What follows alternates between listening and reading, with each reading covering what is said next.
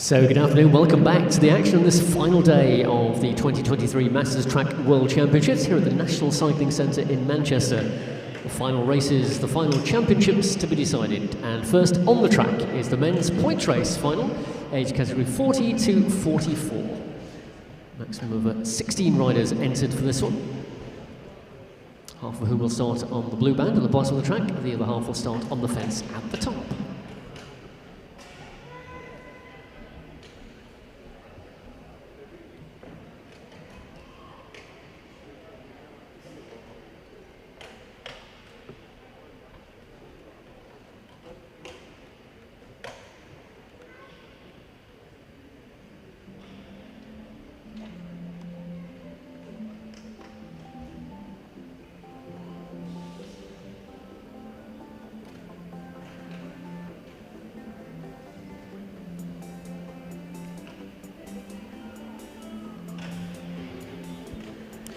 So this is our final distance event of these 2023 World Championships.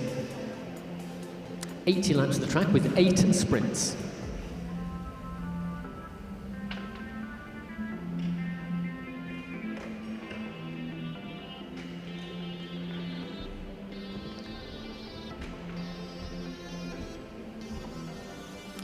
So we have a large number of flags and spectators ready to cheer on their favourite rider down there, including our good friends from just across the sea in the Netherlands down there. They're no doubt to be cheering on Chris Kajik. So, yes, indeed, he said his very own supporters club. Both of them are here. So we roll away for the first rolling lap. See when the race is all together, and the gun will fire and we'll be off and racing for 80 laps of action. Sprint every 10 laps for 5, 3, 2 and 1 points. With the exception of the final sprint, which counts for double points, 10, 6, 4 and 2. 20 points for a lap gain, minus 20 if you lose a lap.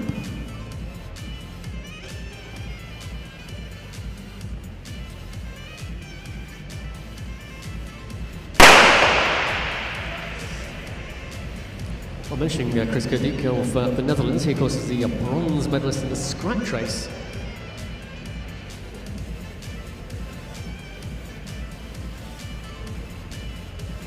In fact, I can't remember right, he was a silver medalist. Yes, the bronze medalist also here though, that's Alistair Rutherford. Gold medal in the team pursuit, and strange enough, Alistair Rutherford is a rider on the front as they go through the line. Pretty good afternoon to anyone watching our live stream who are not here at the National Cycling Centre. We hope you're enjoying the action wherever you are in the world. And don't forget, anyone who wants to relive any of the action from the 2023 World Masters Track Cycling Championships, just visit the cyclingmasters.com website, follow the link to the live stream, and you'll be able to watch it back via the wonders of YouTube whenever you like. We're 8 laps away from the first sprint. A long week of competition for many of these riders. 8 days of championship racing coming to a conclusion here this afternoon.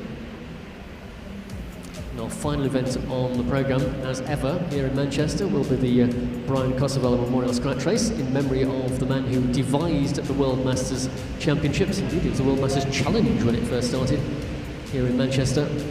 This is the 20th time that the Masters have taken place here at the National Cycling Centre. Heading off to France for 2 years next year into Roubaix in the new velodrome. When it will return to the UK, well, we don't know yet, but hopefully someday. 5 laps to go to the opening sprint.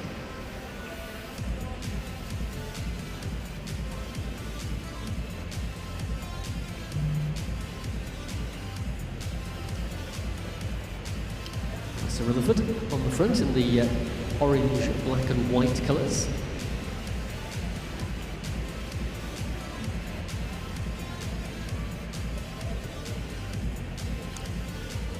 All together currently. Pace will increase as we get closer and closer to the opening sprint.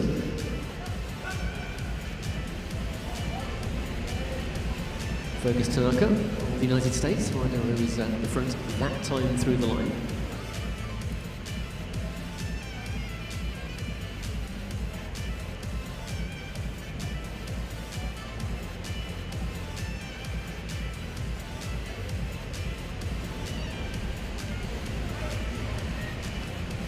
Just ask anyone who is on the front row of the seats adjacent to the track fence, please not to hold anything, particularly mobile phones, over the fence. If it slips out of your hand, then disaster would occur. So please, if you want to take pictures or video with your mobile phone, do not lean over the fence to do it. Thank you for your cooperation.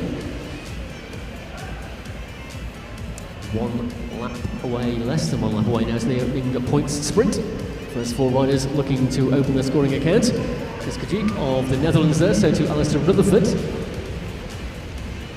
Kajik took maximum points there. Rutherford was second or third. We'll confirm the result for you on the board just in a moment once we have all 4 places decided. 4 riders slowing slightly the pace here. That acceleration we will get back on as the momentum relinquishes slightly. All back together in one big group. 68 laps to go.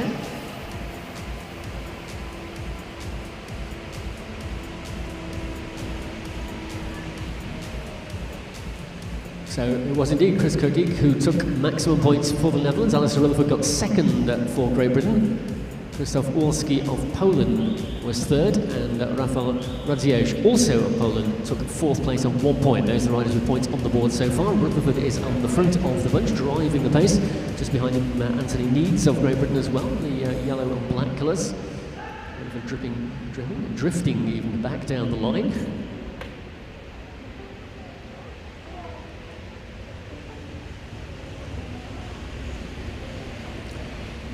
Any riders who've not yet signed up for the Brian Kosovella Memorial Scratch Race, and if you'd like to take part, let's see our team down on the signing on tape at the bottom of the ramp.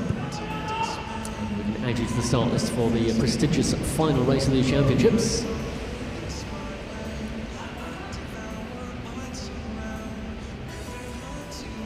So a little move developing here, 4 away from the next sprint.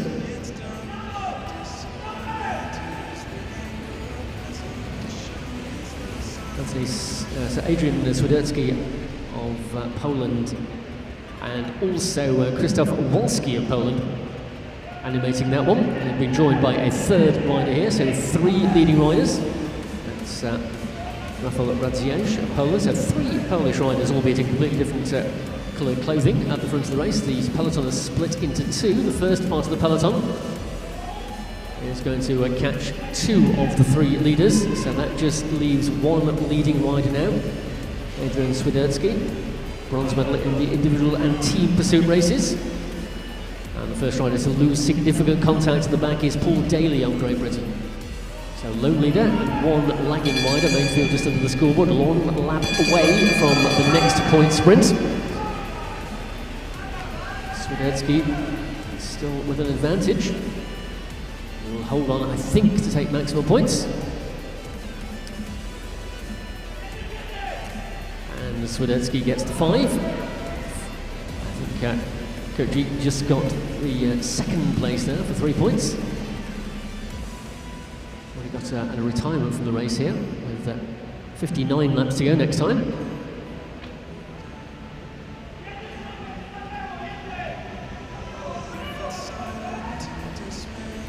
With Rafał Radziej, who appears to have retired. He was the rider who took fourth place in the opening sprint, but he'll disappear off the leaderboard. And also losing a lap there, Paul Daly, the rider who was the back marker. The race just across the finish line.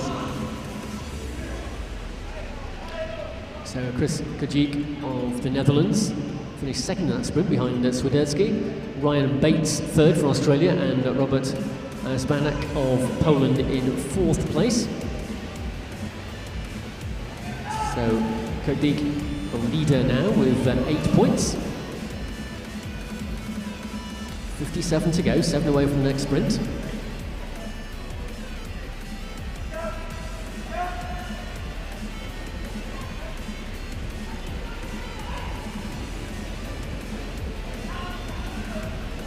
Adrian Swiderski, 2nd place with 5 points. Alistair Rutherford has 3, Ryan Bates 2, along with Krzysztof Wolski, and Robert Zapaniak of Poland. He's got 1 point. Those are the 6 riders who've scored points so far.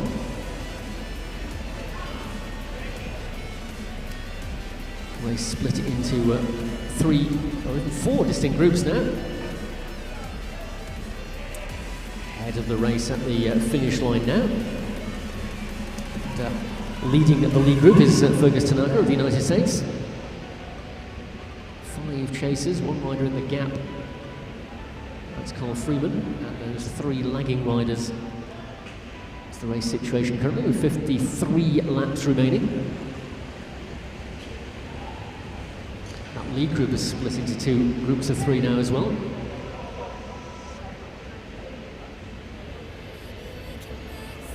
So the head of the race is in fact the main field at the moment. It's the largest group on the track.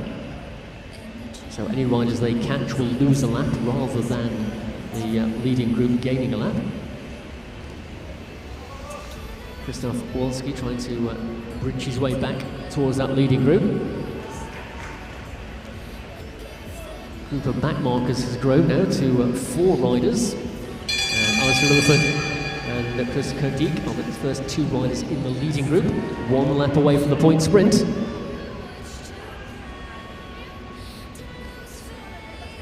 Rutherford leading this one out.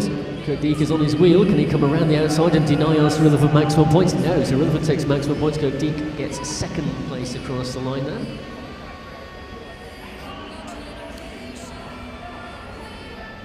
And French rider picking up 3rd spot in that sprint, again subject to confirmation.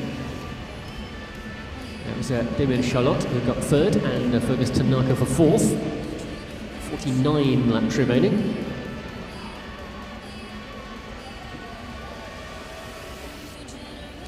So more riders go minus 20 points, having lost a lap, the leading group into the finishing straight. To catch up to Michael Kirtland as well, so we'll lose a lap when they catch him. The field really has thinned out over the last few laps. Riders dotted all around the track. The leading group underneath the scoreboard now. 7 laps to go to the next sprint.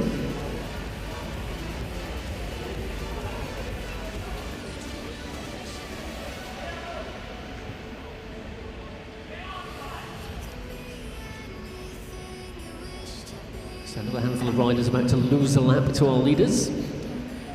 Kirkdeek is on 11, Rutherford on 8, Swiderski on 5, Bates 2, along with Charlotte and Walski, and Tanaka has 1 point. There's the standings with 46 laps remaining.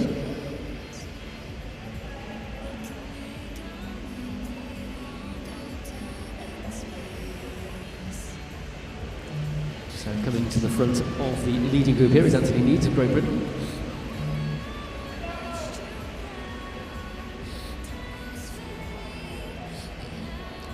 A consolidation in the field as the groups come together, but of course numerous riders losing laps during the course of the very active opening phase of this race. Myself Walski of Poland, another one going to minus 20 points. Michael Kirtland at minus 2 laps now. He's got minus 40 points.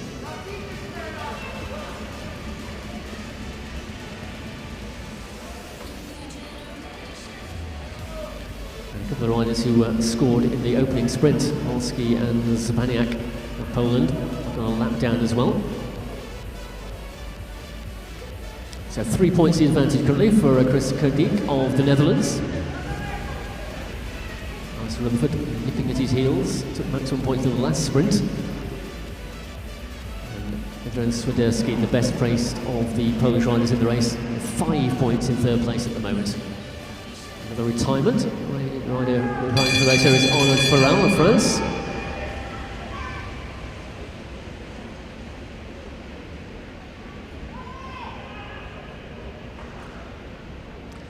Ryan Bates and Carl Freeman, 2 back markers at corner 2. Here's a sprint, and Kirkdeek this time gets maximum points over the top of Rutherford. At least we're having a real battle here.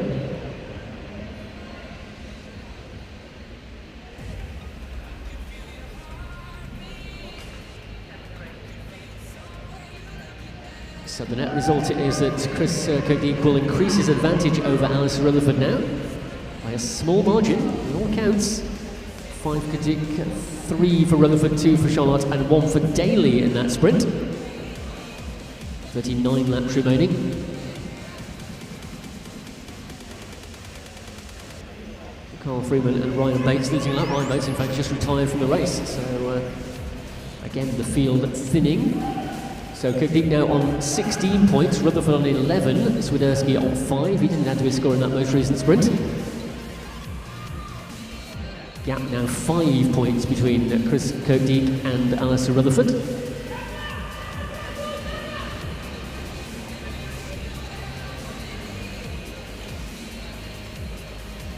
Christoph Orwalski, who's a lap behind as the rider led them through the line that time. The only rider on the lead lap who's not scored a point so far, Martin Rudnick of the United States.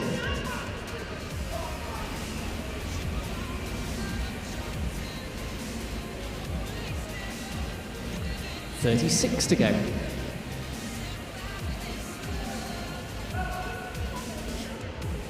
A little bit of daylight at the front of the group, but the main field brought back into the fold by the pressure applied by Robert Zapaniak of Poland. Polish rider going on the attack as soon as the leaders are caught back, using it as a springboard to launch a move with 4 laps to go to the next sprint.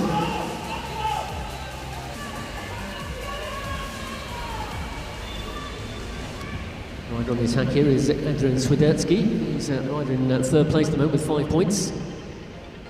Going with him is Fergus Tanaka of the United States. He's currently in 5th spot with 1 point. Those are 2 leading riders with 3 laps to go to the next sprint. Kirkdeek sitting on the front of the chasing group. Just behind him is Michael Kirkland. Leading duo coming underneath the scoreboard. 2 laps away from the next sprint. I'm not particularly interested in chasing them at the moment. Alistair Rutherford comes to the front of the main field. An interest in 3rd place in the upcoming sprint, perhaps. Let's be watchful of these two. If they carry on this momentum after the sprint, find themselves gaining a lap. So Swiderski and Tanaka get the bell with 1 lap to go. Tanaka on the front here, Swiderski just sitting 2nd wheel. Rutherford leads the bunch as they come around corner 2, but here's the sprint for the first 2 places, and Swiderski will take the 5, 3 will go to Tanaka. And from the front of the main field, 3rd place in the sprint, taken by Michael Kirkland. Did Alistair Rutherford just pick up 1 point there? Confirm that momentarily. 29 laps to go, leading 2 riders in the home straight, main field under the scoreboard.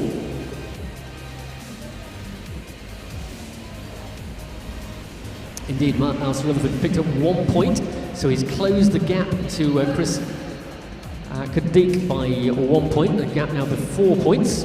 So Kirkdeek did not add to his score in that points score. It was 16 for him now. Rutherford up to 12. Swiderski, though, he has moved up within 2 points now of Alistair Rutherford.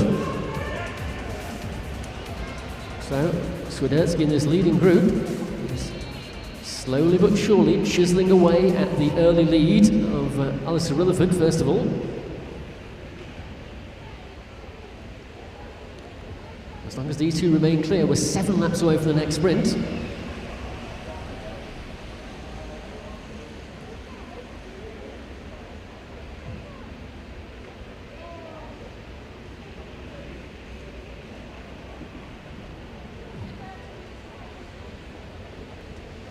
So the best placed 2 riders currently, Chris Kirkdeek and Alistair Rutherford, at the front of the chasing group. There are 2 leaders still continue to make good ground at the front, Adrian Swiderski and Fergus Tanaka.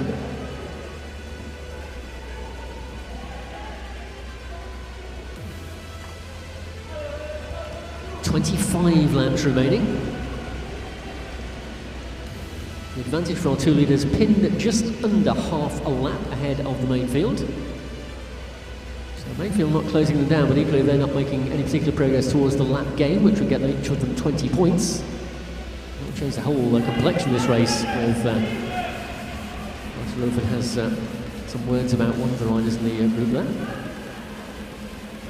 But focusing our attention on the head of the race, Tanaka and Swiderski through the line again, getting ever closer to the next sprint. Little attacking move here from the main field by Marcin Rudnik. As I mentioned earlier, Marcin Rudnik, the only rider who's not lost that but not scored any points so far. So he's going to try and change that in 2 laps' time. Kirkdeek is next on track, behind him, followed by Anthony Needs of Great Britain.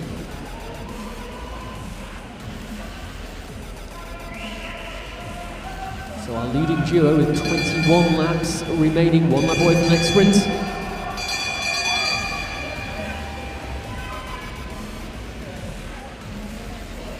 Well, Rudnik is still holding on, he's in the gap between the leading duo and the chasing peloton.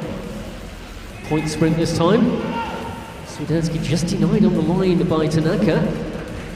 And then Rudnik will take that one ahead of, I think, also Rutherford again, just picking up a single point. Confirmed, so Tanaka, Swiderski, Rudnik, Rutherford, the order across the line that time. So Rutherford now tied on points with Swiderski. And Kirkdeek just a 3-point lead ahead of Rutherford and Swiderski. So this is all going to get very interesting indeed for the final 2 sprints. And Tanaka has dropped off the leading group now. So that leads just to Adrian Swiderski on his own. Chris Kirkdeek leads the chasing peloton. And Carl Freeman going backwards once more. He's several laps in arrears. So the lone leader, Adrian Swiderski, he's managed to draw level now with Alistair Rutherford. 2nd place, 7 away from the penultimate sprint.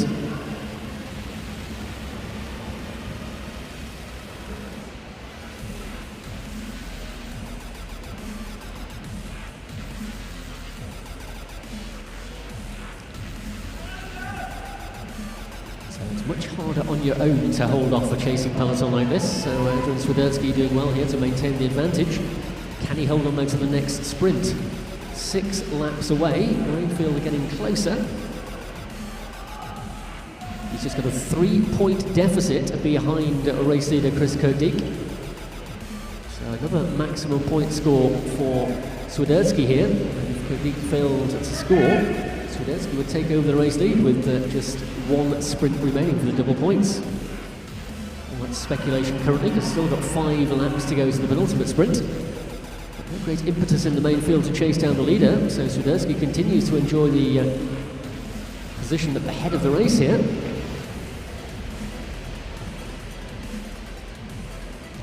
Bunch swing up. No one wants to do the chasing, saving their energies for that final sprint, which could well be the deciding factor in this point race final. But don't underestimate the danger of Adrian Swiderski here. 2 sprint wins have propelled him up the points table. He's lying joint 2nd with Alistair Rutherford, just 3 points off the lead. We'll be 2 laps away from the sprint this time. Swiderski just has a little glance behind to see where the main field is, looks down at the track, looks over at the lap board. Must be tiring now. He's been on his own at the front for the last few laps, and in a 2-up for the laps before that as well, until Tanaka lost contact. But while the main field continue to head down the back straight, Swiderski is already into the home straight. 1 lap to go to the next sprint. Damien Charlotte leads for France. Swiderski may well get caught here before the line. And Rutherford is up there as well, along with Kirkdeek. So it's Charlotte, Rutherford and Kirkdeek. Oh, Swiderski, he'll hang on for the 1 point, I think.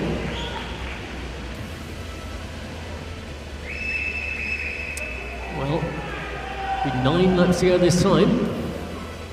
Adrian Swiderski was so close to taking another maximum score, but just couldn't hang on as the pressure was applied. Either from France, very much responsible for that, to Damien Charlotte. He got the 5 points, Rutherford got 3, Kirkdeek got 2, and Swiderski the 1 point. So if we look at the top of the leaderboard now, Kirkdeek has 18, Rutherford 16, Swiderski 14, and Charlotte is on 9 along with Tanaka. 10 points for the winner of the final sprint.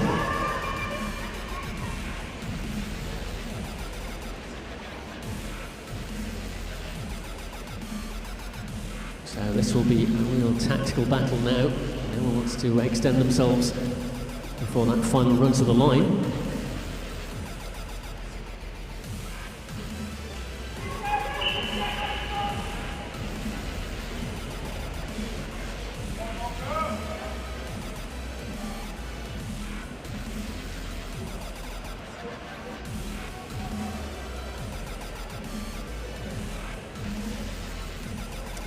And on the attack now is Marcin Rudnik.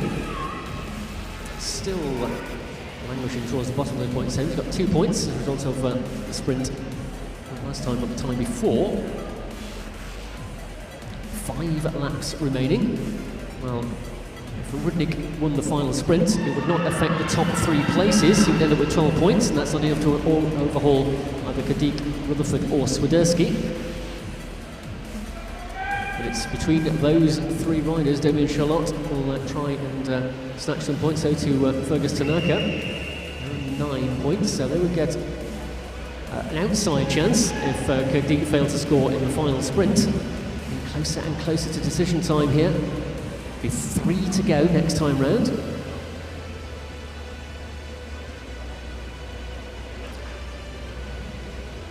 If Marcin Rudnik hangs on here for the 10 points, it's going to make the battle even more interesting for the medals. Robert Zapaniak of Poland, just a little look off the front. 232 and 198 are being withdrawn from the race. 232 and 198. But at the front, Rudnik, the line behind, begins to string out in pursuit of the lone leader. 1 lap to go this time. There's the bell. Rudnik, can he hang on? Kadik and Rutherford and Swiderski are the 3 riders at the front of the chasing group here. And I think Rudnik's going to hang on. Swiderski has got the best position off the corner, but across the line it will be Kadik ahead of Swiderski, ahead of Rutherford. That looked to me as though that was the order across the line. Well, it all came down to that final sprint.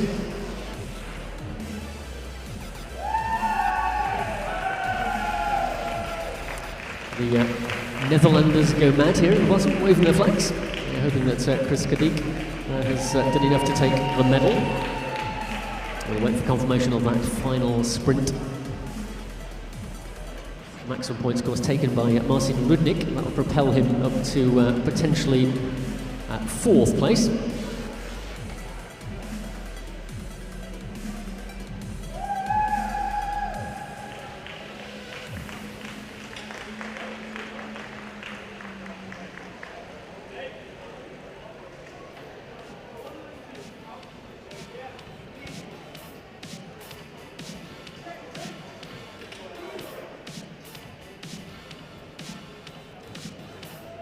Well, breathless action in that final distance race of these championships. We await confirmation of the final result.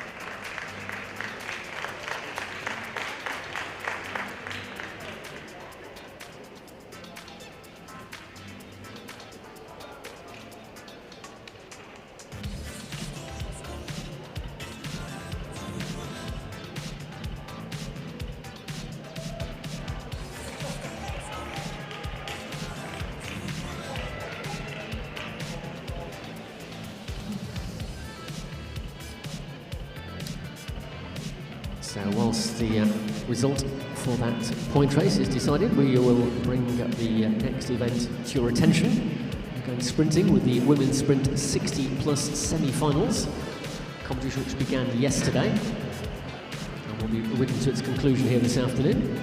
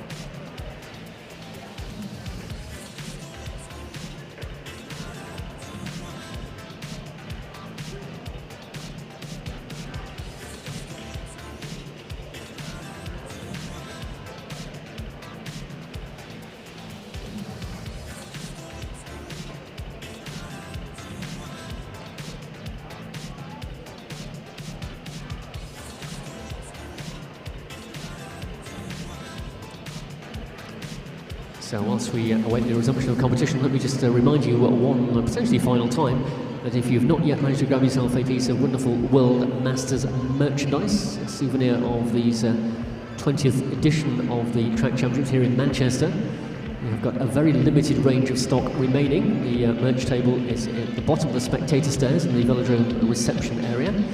So a couple of t-shirts and polo shirts, 2 bottles and pens and sections of track still available, all at reduced prices. So if you've not checked that one out yet, go and grab yourself a bargain before they all go.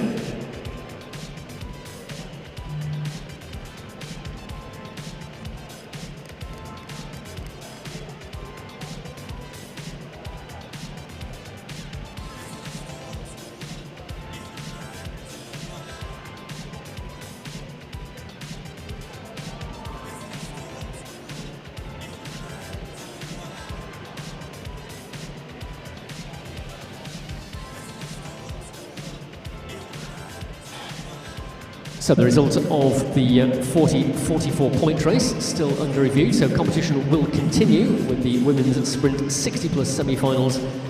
It's a best of 3 stage in this competition.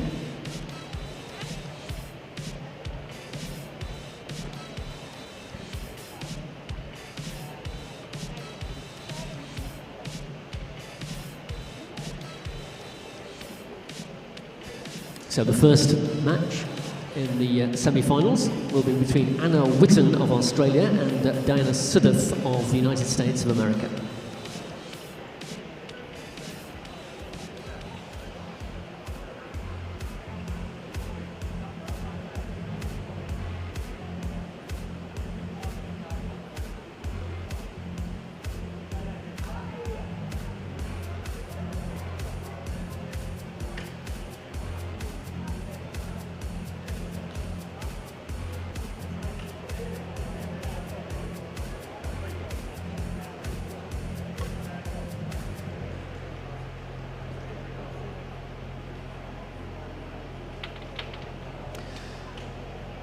So these 2 riders actually figured on the podium in Los Angeles at the World Masters last year. Anna Whitten in the 60-64 age category was the gold medal winner and the Sprint Masters World Champion. And her opponent, Diana Sudduth, took the bronze medal in the same competition. So old rivalries here. Only one will end up in the gold medal final because the semi-finals to determine which rider goes into the gold medal final and which into the bronze medal final. Best of 3, 2 heats. First one, Whitten and Sudduth, is almost ready to go. It certainly will be when Diana Sudduth joins us on the track. They draw for their starting position. The rider who will start on the inside is obliged to lead for the opening half lap at walking pace or better, unless her opponent elects to go past her, which she is entirely at liberty to do. And the result of the first draw is that Sudduth is on the inside and Witten on the outside.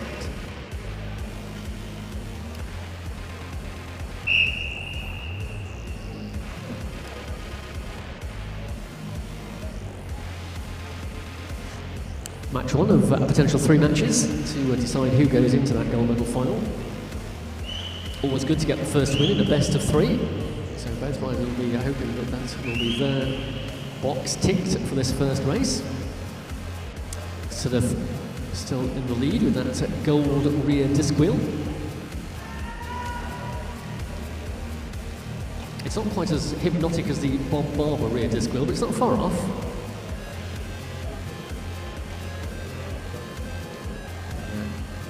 Pixelated pattern on that gold disc wheel, catching the light here inside the National Cycling Centre. But it is Anna Witten, defending champion, who tries to move up onto the hip of Diana Sudduth. She's almost on terms as they come into corner 3. Gets half a wheel ahead. She's got the slightly longer route to the line. She's going over the top, but she's going to get there. So the defending champion is the one who does take that first match, so putting her opponent Diana Sudduth under pressure for match 2. She has to win that to take it to a decider. 1-0 to Witten.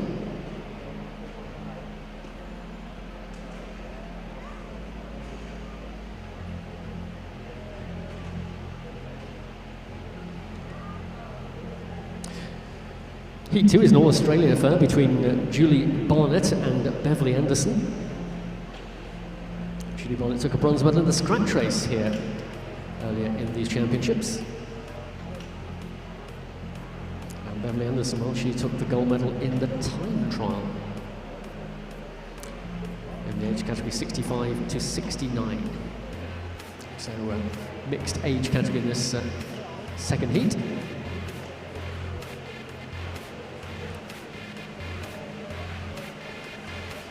First to arrive on the line is Beverly Anderson. She is in the white with the familiar Australian colours of yellow and green bands.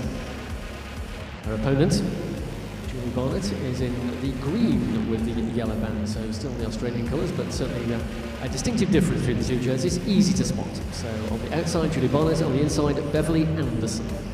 Match 1 of Heat 2 of the Women's Sprint 60+ Semi-Finals.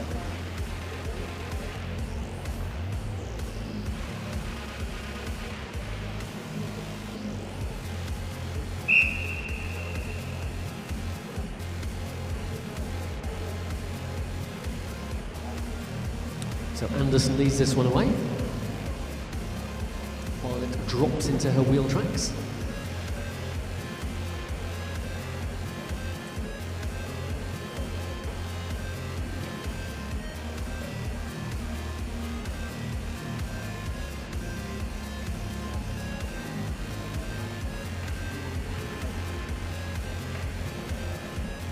Situation unchanged at the end of the opening lap. Barnett eases out of the sprinters line behind Anderson and takes up the lead position. 1 lap to go this time. Barnett still looking over her shoulder. Not to preempt any attacking move from Anderson, but Barnett again accelerates out of corner 2. She broadens the advantage over Anderson. Work to do here for Beverly Anderson, because Julie Barnett has got a good lead off the final corner, and that will take her to victory in the opening match of Heat 2. So Julie Barnett goes 1 ahead in the battle with Beverly Anderson.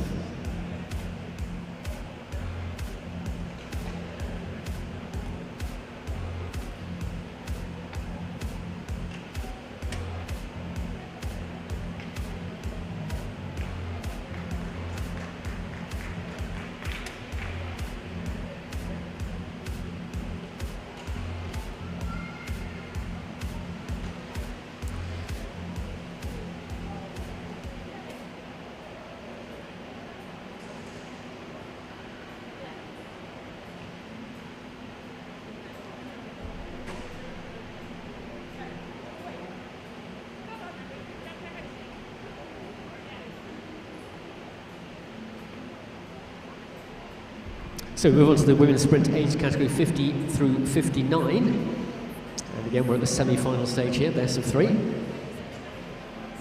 First on track. are the riders in Heat 1, Julie Cooper of Great Britain and Christine DeCole of the United States of America. DeCole is the rider at the top of the track. No, in fact, she's the rider at the bottom of the track. 50% chance of getting it right, and I didn't.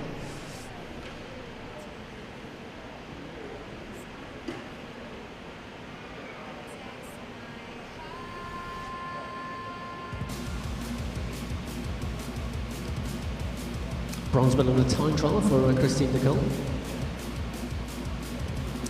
Julie Cooper, well, she was the gold medalist in the same competition. So on the basis she has a marginally faster turn of pace.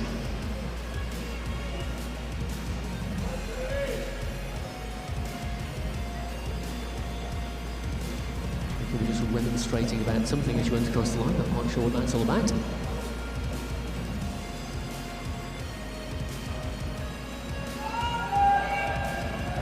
Beginning to pick up the pace now, out of the saddle, accelerating down the home straight. Julie Cooper. DeCole's got a gap to close here. Cooper stole the march as they came down the home straight and has continued to hold on to that advantage as they come into the finishing straight this time. DeCole closing, but not quickly enough, so Julie Cooper will win the first match in Heat 1 of the 50-59 Sprint Semi-Final.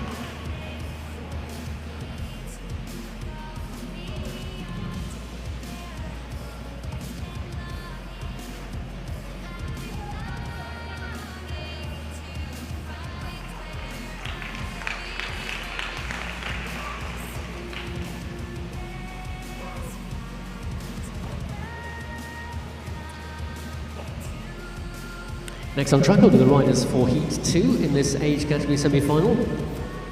Jannie Borman Pedersen of Denmark will take on Debbie Capewell of Great Britain.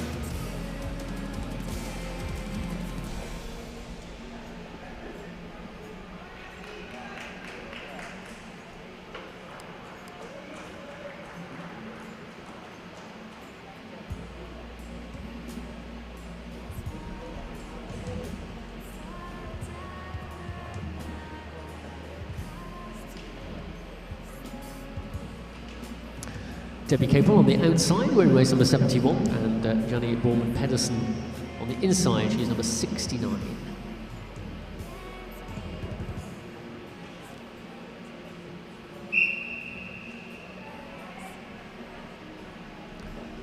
Debbie Capewell with 2 silver medals so far in the scratch race and in the time trial. Opponent Jannie Borman Pedersen just finished outside the medals in the time trial in 4th place.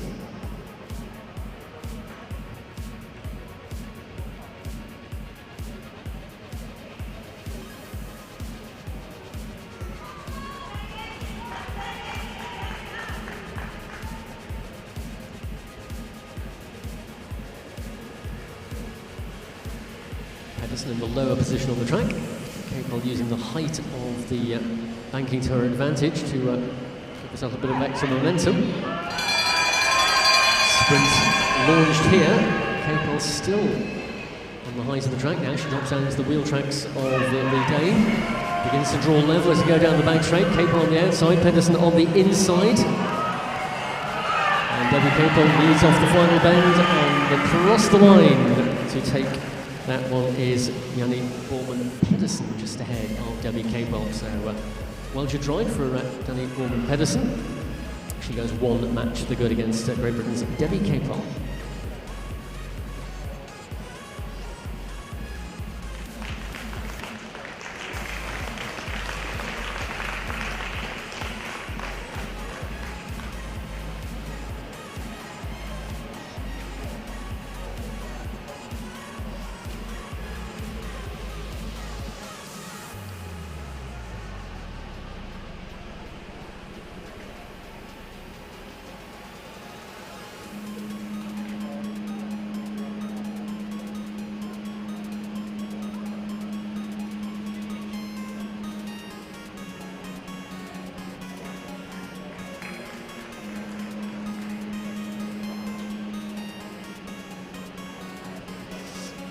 So age category 35-49 now for this women's sprint semi-finals, Heat 1.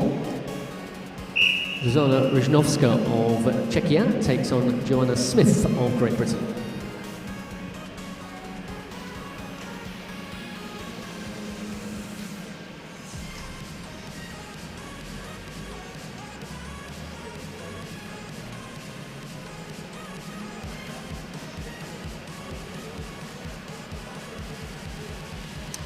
So the Czech rider in the familiar colours of pale blue and white.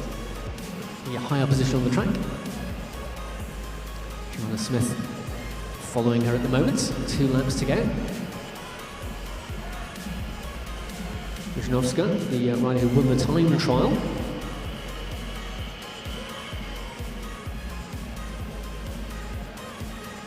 There's a big gap here that Joanna Smith has left herself. 1 lap to go, bell this time. Smith is the first to attack. And she caught Wisnowska's napping a little bit here. Smith fighting the bike down the home straight. 1 lap to go, so she's gone for a long one. Wisnowska's starting to close it down as they go into the back straight. Rider from Czechia is going to go around the outside. That's what she does, and she's got a great turn of speed here. And Zuzana Wisnowska of the Czech Republic is going to take that one by a significant margin.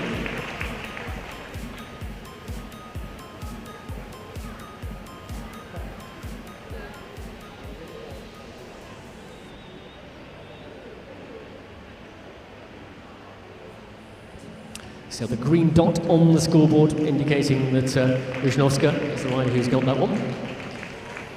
Heat number 2 will be on track next, match 1 in this one, between Sonia Moy of Norway and Ruth Whelan of New Zealand. Sonia Moy, the rider who took the gold medal in the individual pursuit and the silver in the time trial so far this week. And Ruth Whelan, her opponent, time trial winner in the 45-49 age category. So the draw here has put Moy on the outside and Whelan on the inside. Match 1 of Heat 2, the women's sprint 35-49.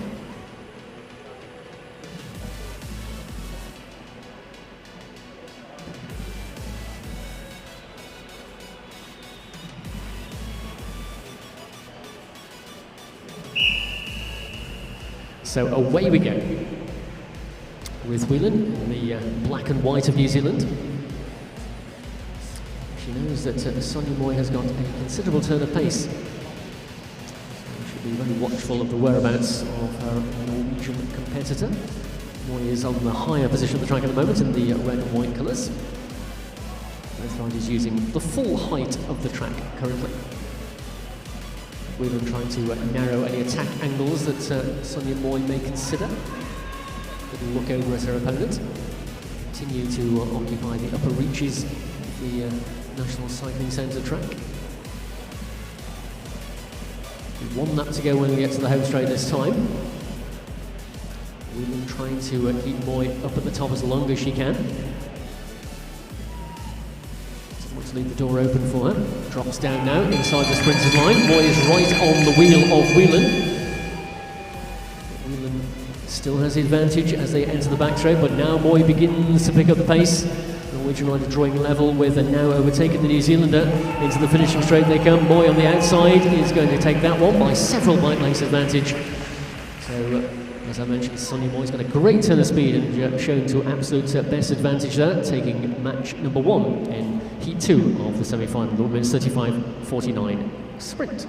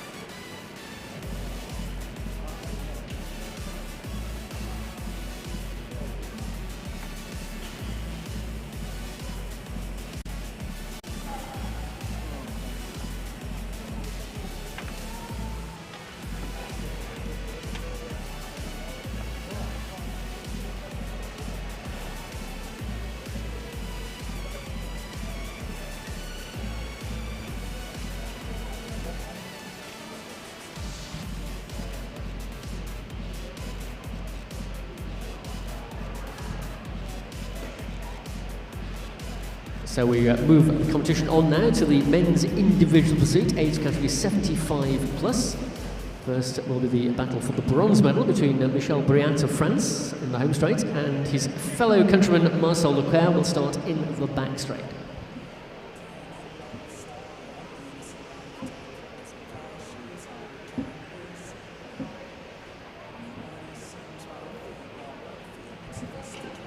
Just another reminder for any riders who wish to participate in our final. It's a non-championship event, but it's of course the Brian Cosavella Memorial Scratch Race, the last race of the week. And if you want to ride in that one, it's a 64-lap scratch race. Make sure you get your entry in the next few minutes. Just go and see our team at the ramp where the sign-on desk is. Add your name to the start list for the Brian Cosavella Memorial.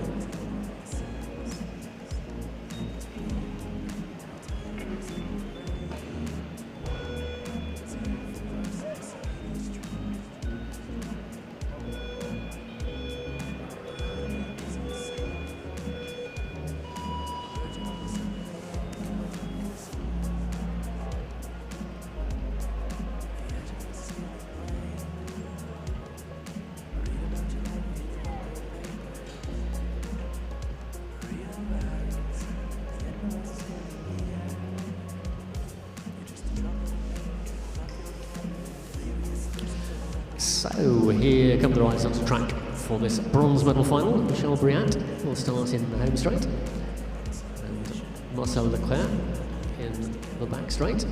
Briat's time in qualification this morning, 2:48.223 and Leclerc clocks 2:50.476. So on that basis, Briat will start as the favourite.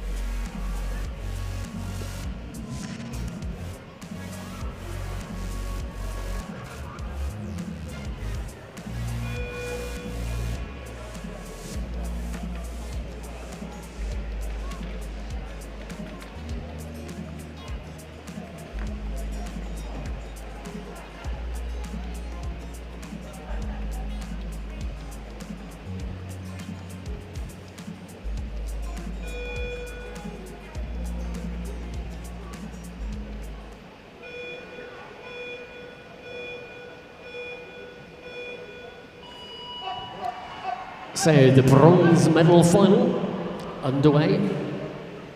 I'm going to make a prediction right at the start of this race that the winner will be French. However, will it be Michel Briat or will it be Marcel Leclerc? We will find out in 8 laps' time. Key to that will be who makes the better start. The first split, the completion of the opening lap. And it's Leclerc who's going to weigh the faster of the two by 1.8 seconds.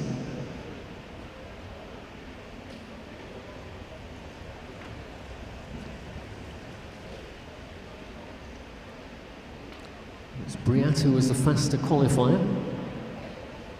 But, of course, riders ride to a specific schedule. You don't want to go away like the proverbial shot out of a gun, then run out of energy before the completion of the distance. Fast start doesn't always translate into a fast finish. And of course, the other way around also applies. At the moment, it is Leclerc who is doing the better work. He is 4.1 seconds faster than Michel Briat at the moment.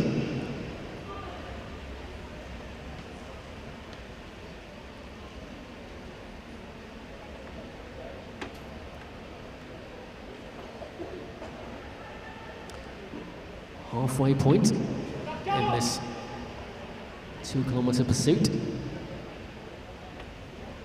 At the point that Michel Briat will have to start thinking about raising his game here. His gap is still 4.3 seconds.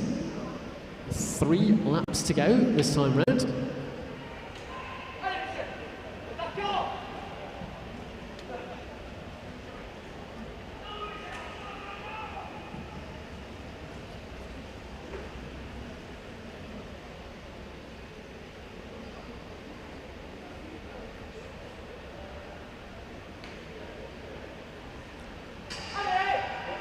So Briat will need to be eating into the advantage of Leclerc. He's a little bit, just over 3 seconds now at the deficit. So Michel Briat leaving it late, with 1 lap to go this time. Leclerc will get the bell first in the back straight. Gap down to 1.4 seconds now. So Michel Briat obviously with a fast last lap in those legs, but if Marcel Leclerc can keep this going for the final half lap, he's riding towards a bronze medal. This is going to be close, you know, because Briat really has picked up the pace in this final lap and is going to get there. Well, judge round indeed for Michel Briat in 2:48.793, and Marcel Leclerc finishing in 2:54.51. So Michel Briat did not panic. That gap was a sizable one, but he worked away at it, and in that final lap delivered the knockout blow to his fellow countryman Marcel Leclerc. So Michel Briat is the winner of the bronze medal.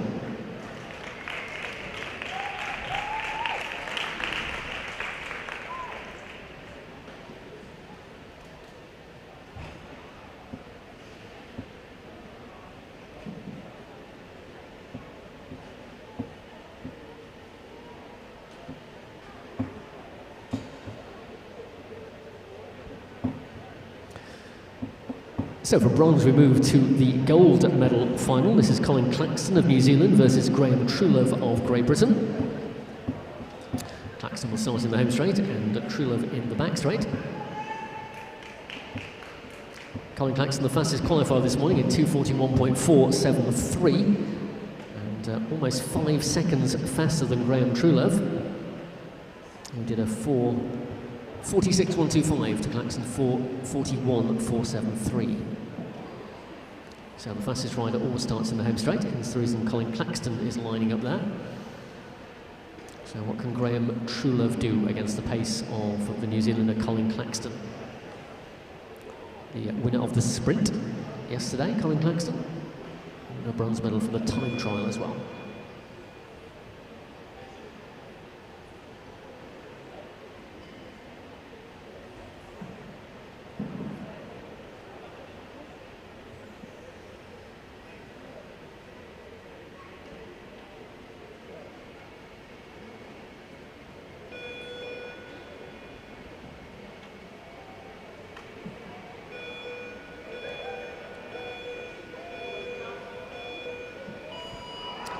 Gold medal final in the men's individual pursuit, age category 75 plus, gets underway. Claxton of New Zealand in the home straight, Truelove of Great Britain in the back straight.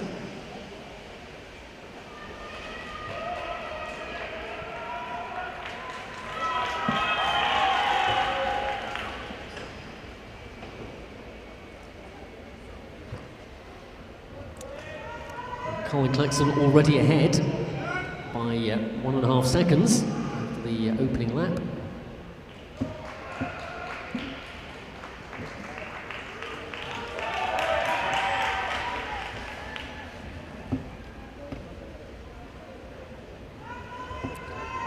Colin Claxton overcame Jeff Cook in the sprint yesterday to take the gold medal.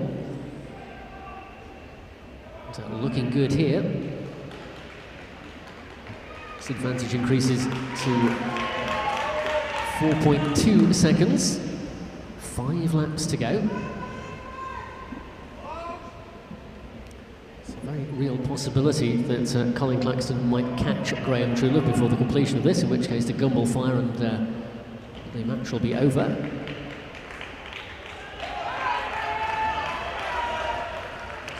Claxton in the same straight as his opponent.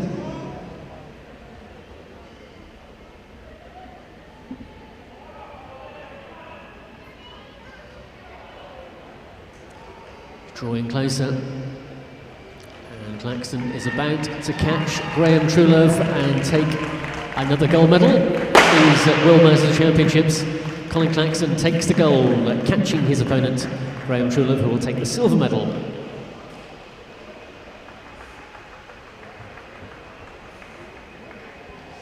So the men's individual pursuit 75 plus. Gold medal for Colin Claxton of New Zealand, silver for Graham Truelove of Great Britain, and a bronze for Michel Briat of France.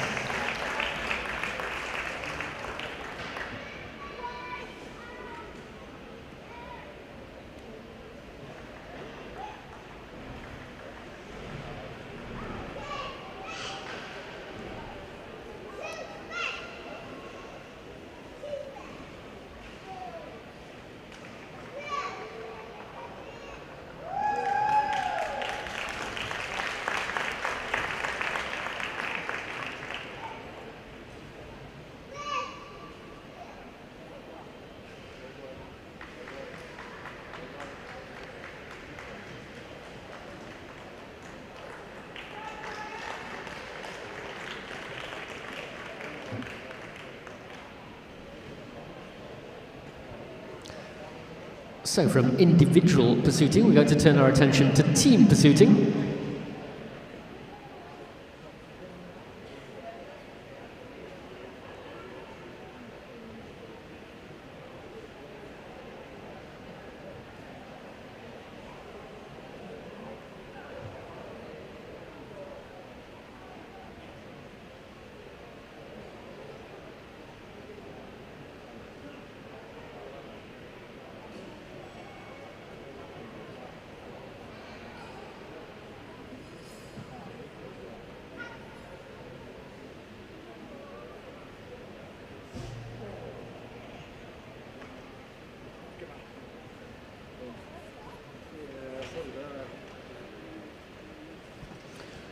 So there's men's team pursuit, 45-54, just 2 teams entered this competition, so they rode a qualification round this morning to decide who would start in the home straight, i.e. which was the faster team.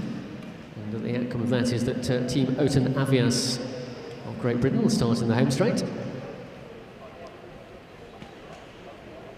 And their opponents from France are the team of IDD Expert. They start in the back straight.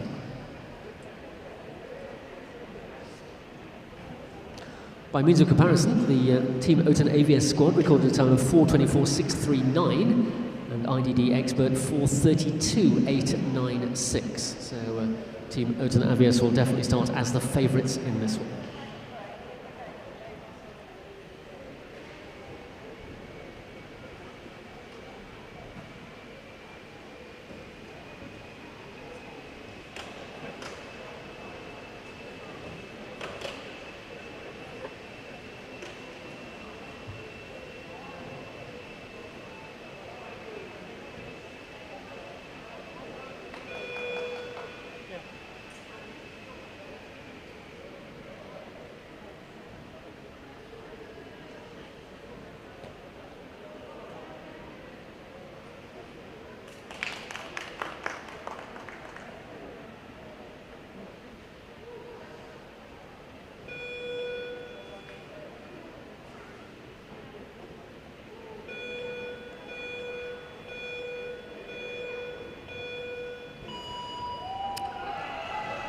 Men's 45-54 team pursuit final gets underway. Starting order for the home straight team. Man in the gate was Joel Stewart. Man 2, Ian Cooper. Man 3, Rob West. And man 4, James Perkins. And for IDD Expert in the back straight, gate man was Frederick Costa.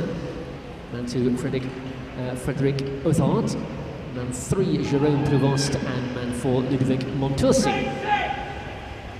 So the French quartet really know they're under pressure here.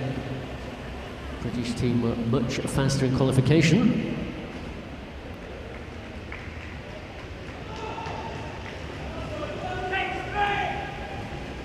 Already the Team Oton Avias squad are ahead. Well, actually they're not. Let's correct that. The French are ahead.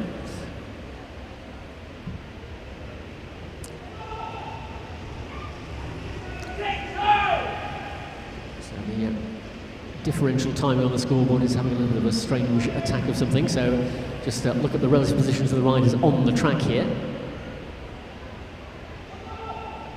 France certainly kept something in reserve, I think, from the qualification round this morning. Of course, going to carry it all the way through the 16 laps here. Still just inside the 2nd kilometre. Both teams still with all 4 riders. You can drop a rider, you take the time of the 3rd rider to cross the line.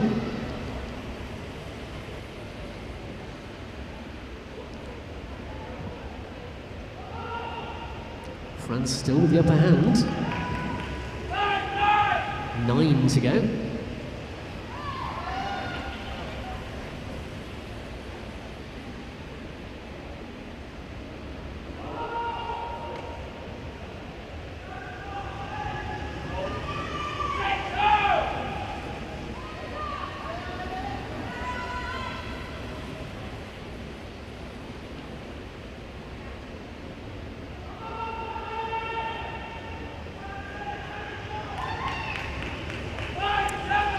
So we're just into the 2nd half of this, and the French quartet here. So certainly turned the tables on the qualification times from this morning so far. However, this pursuit far from over yet. Both teams still with all 4 riders, but the French are getting closer and closer to catching the British team of Oten Avias.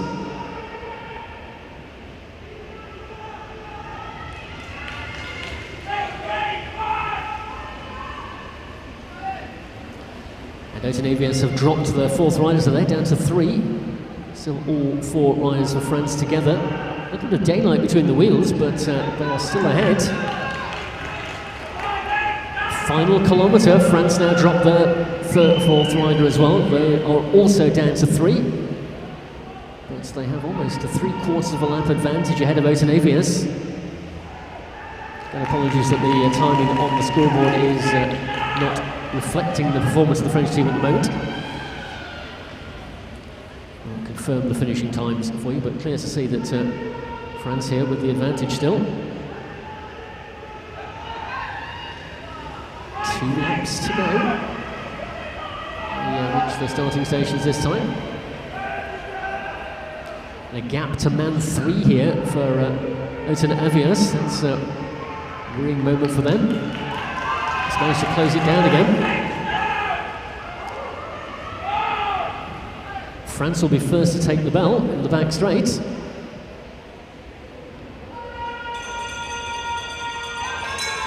Almost on terms, Oten Avias, but it's going to come down to this final lap. Man 1 has gone off the front for the British team in the home straight, but of course it's the 3rd rider who counts. France still ahead. Looks like France are going to take this one. If there's a gap to man 3, yes they do. So the team of IDT Expert overcome Team Oten Avias in the men's Team Pursuit 45-54 final. Apologies we don't have the time on the board, but we'll confirm that for you a little bit later. But no doubt about the winners. That are the team in the back straight. Ludovic Montursi, Jérôme Prevost, Frédéric Outhard and Frédéric Couster, the team of IDT Expert from France, take the gold medal.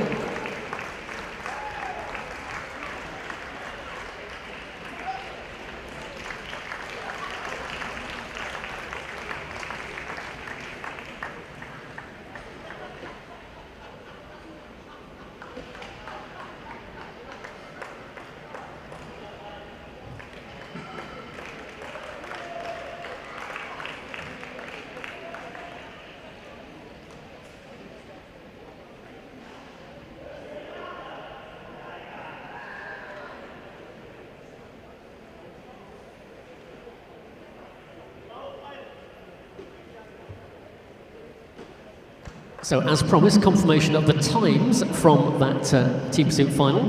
Team in the home straight, Team Oten Avias, recorded a time of 4:22.593. However, the team in the back straight, Team IDD Expert from France, their time was 4:21.727.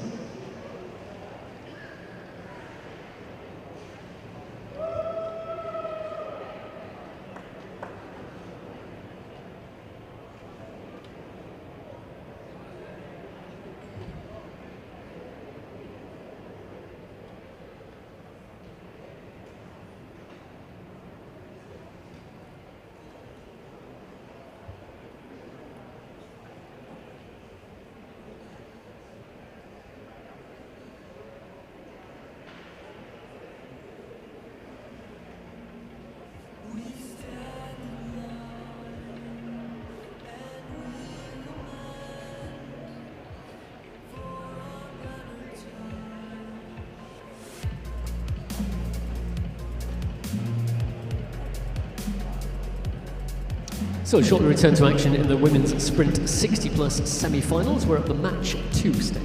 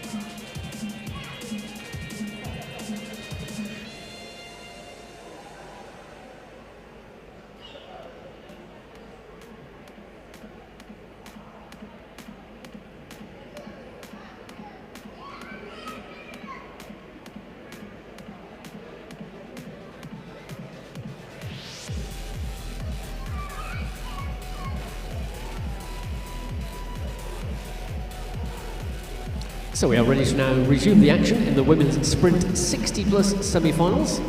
Heat 1, match 2 between Anna Whitten of Australia and Diana Sudduth of the United States of America.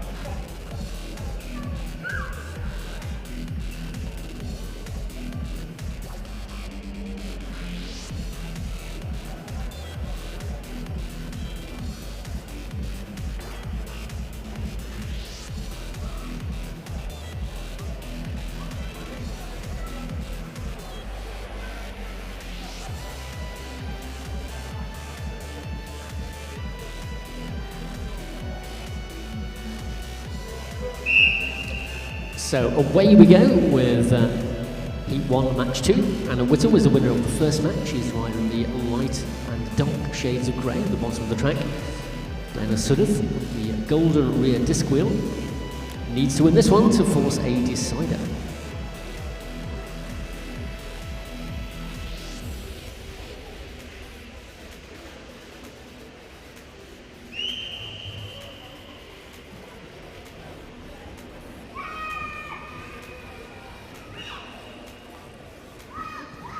Well, Sudduth decides to take up the lead position here. Taking this one on from the front. She knows she has to win it to take it to a decider. Through the bell, still Sudduth. Now Whitten takes closer attention. And it was, of course, the defending champion from Los Angeles last year. Sudduth holding on well here. Whitten is beginning to draw levels to come out of corner 4. It's going to be close on the line. Oh, and Sudduth not quite able to get across the line ahead of Whitten. Just wait for confirmation of that result.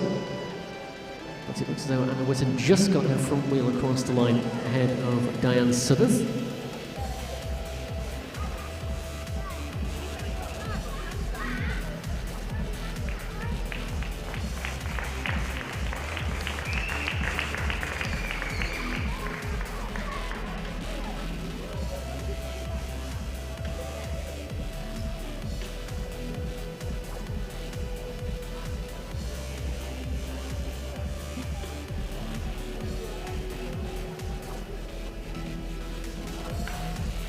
Well, it will have no bearing on the result because Anna Whitten crossed the line first, but even if she had not, I can tell you the commissaires have issued a relegation to number 97, Diana Sudduth. It is a C3, which is a relegation for not having held the line during the last 200 metres of the race.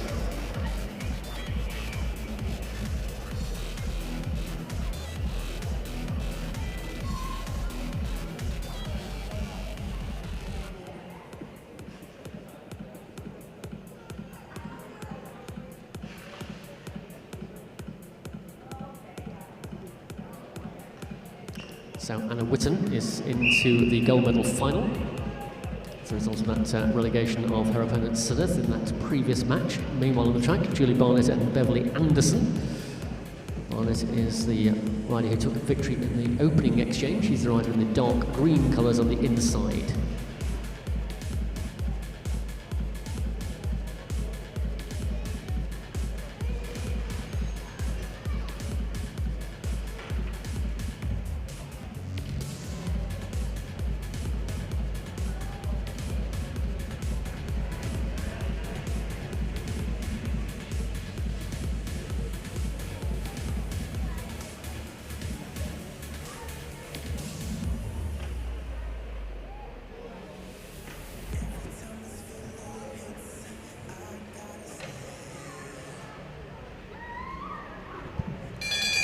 So Barnett with the lead going into the final lap. Can Beverly Anderson find anything here to challenge Julie Barnett?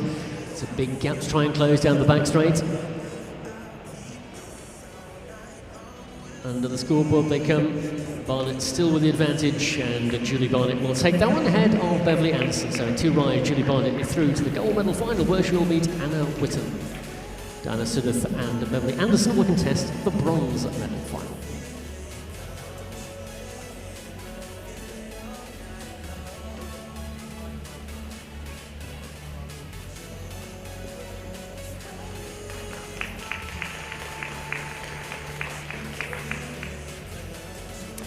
So just before we bring our next sprint heat to your attention, let me take your mind back to the men's point race age category 40 to 44. And I can tell you that the commissaires have issued the following decisions. So for rider number 192, Adrian Swiderski of Poland, it is a relegation, a C3, for not having held the line during the last 200 metres of the race. So he is relegated from that final sprint. And for riders number 198 and 232, it is a D22. That's a disqualification for Krzysztof Wolski and Robert Sybaniak of Poland. And that is for cheating or collusion during the race. I will give you the medal positions in the men's points race 40 to 44 at the conclusion of this sprint heat to keep you on the edge of your seat.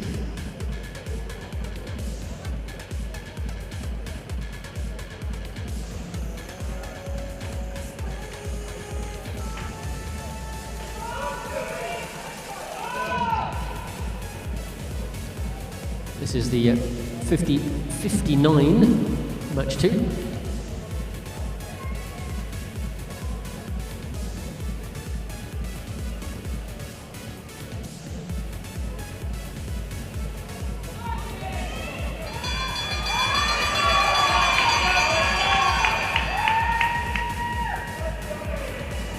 Christine Cole under pressure here. Julie Cooper takes the lead down the back straight.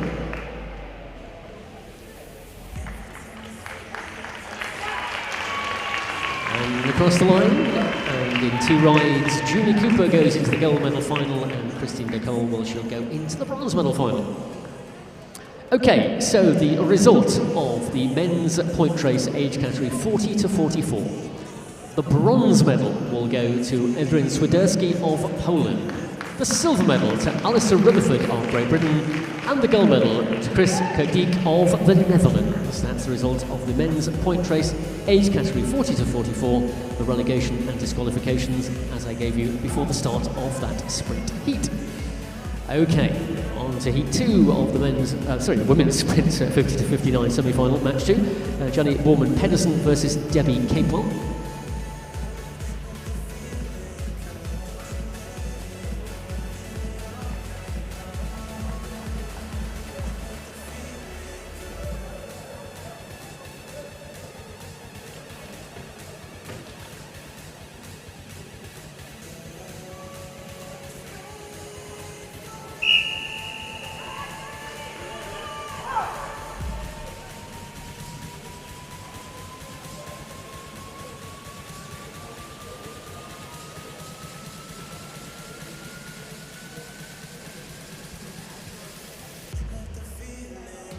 So Yanni Borman-Pedersen and Debbie Capewell on track now. Pedersen with the first match to her credit.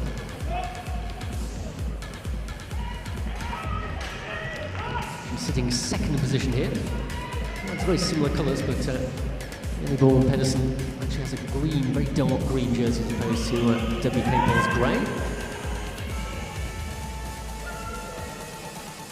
Capewell holding her opponents as high on the track as she can for as long as she can. Sprint begins. Capewell first to launch from the sprinters line. So obliges her opponent to go around the outside. Yanni Borman-Pedersen. That's a one match advantage with Debbie Capewell. Still has the lead as they come into the finishing straight. Capewell of Great Britain will make this one go to a decider. She wins at match number 2, 1 each in heat 2 of the women's sprint semi-final.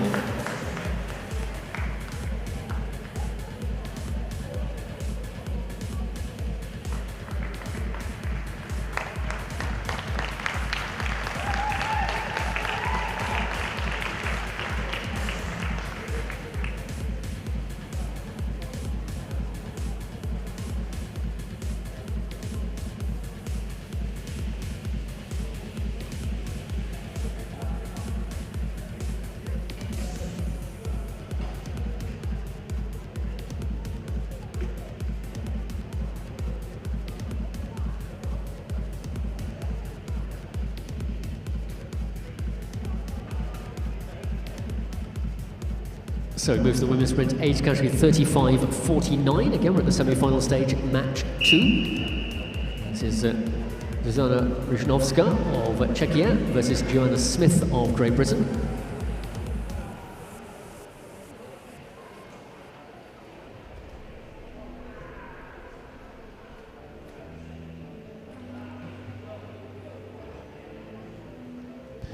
Well, Ryzhnowska comprehensively outpaced Smith in the first match.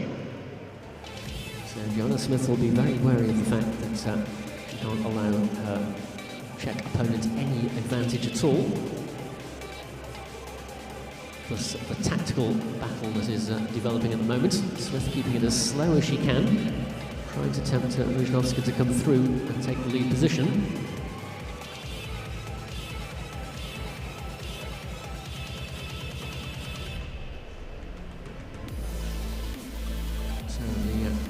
Tactics continue as they roll around the lowest possible part of the track here. Joanna Smith looking over her shoulder. Ryzhnowska, a straight gaze down at Joanna Smith.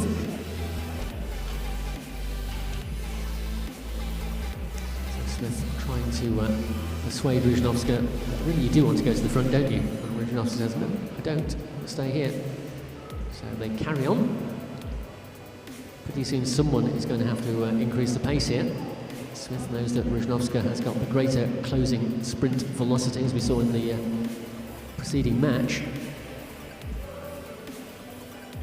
So she's trying to keep her opponents as high on the track as she can. She's also got the benefit of the height of the banking as well, should she choose to launch an early move here. 1 lap to go this time. Intense battle here. Smith has to win this one, but Ryzhnowska picks her moment and accelerates away, and I think Joanna Smith is going to find herself in the same situation she was in the previous heat. She cannot match the pace of her Czech opponent. Joanna Smith concedes at corner 3, and in 2 straight rides, Zuzana Ryzhnowska of the Czechia team is the rider who takes that in 2 straight rides, so she will go into the gold medal final.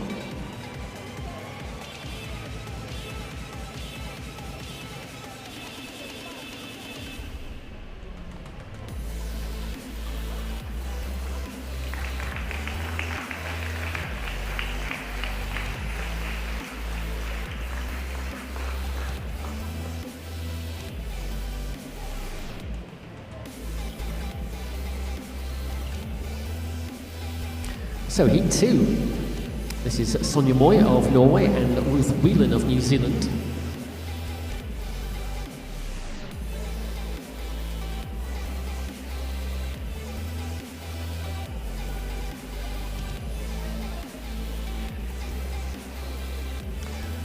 Sonja Moy, the winner of the first match.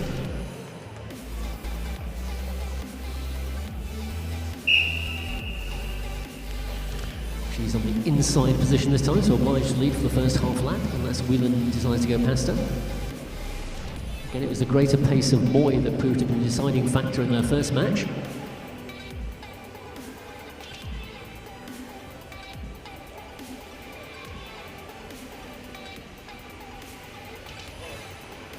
So no hanging about in this one. Moy looking over both shoulders to see the whereabouts of Whelan.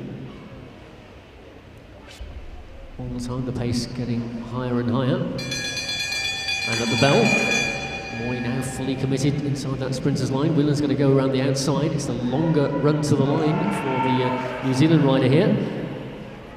Moy still with about a bike length advantage off the final corner. Will that be enough? I suspect it may well be. Here comes Whelan launching at Moy's back wheel, but she won't get there. And Sonja Moy will meet Zuzana Ryzhnowska in the gold medal final. That will be a good sprint battle, I tell you, between those two. And Ruth Whelan, well, she'll meet Joanna Smith in the battle for the bronze medal.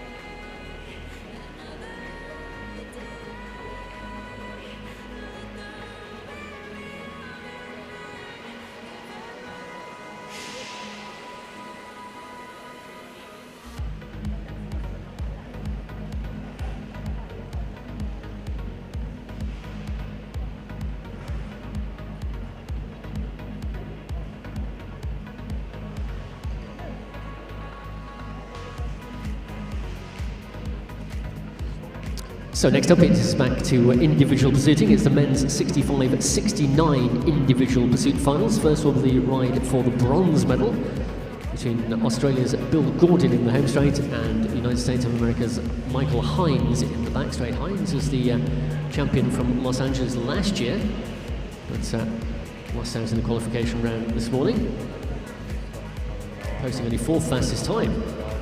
So, yeah.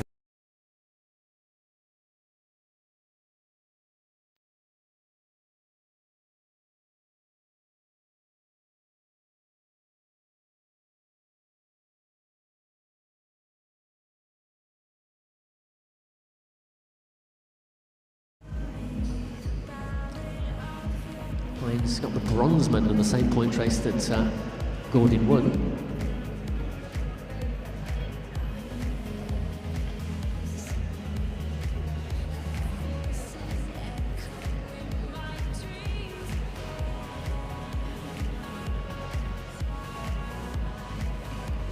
Actually, I think I'm maybe a match ahead of myself here. Let me get the right sheet of paper for you.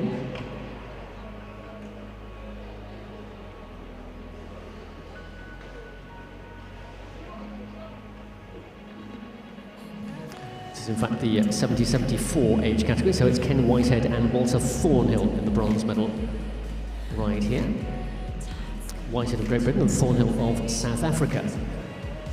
Whitehead in the home straight, Thornhill in the back straight.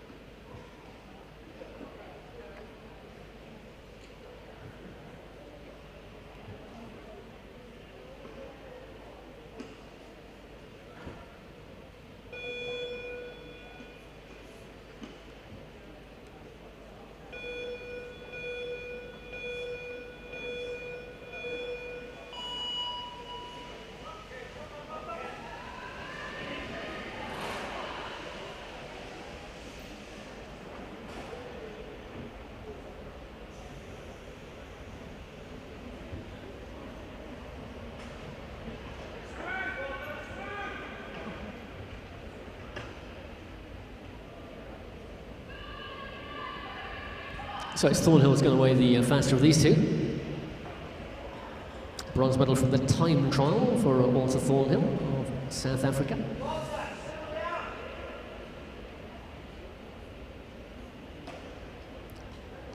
He was 5 seconds slower than his opponent Ken Whitehead in qualification earlier today. As we saw from the team pursuit a little earlier, that's not necessarily an indication of what's going to happen in the final.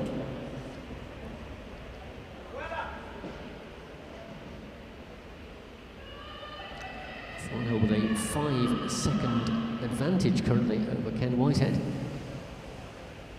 Thornhill's going to wait very quickly indeed. In the same straight as his opponent. Second kilometre.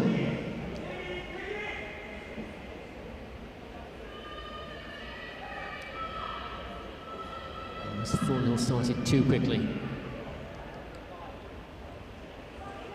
Gap is still 5.716 in favour of the South African. 3 laps to go when the riders reach their starting stations this time round.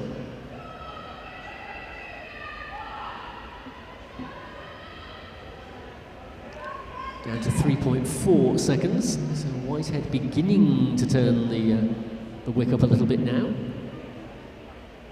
Thornhill still with a significant lead.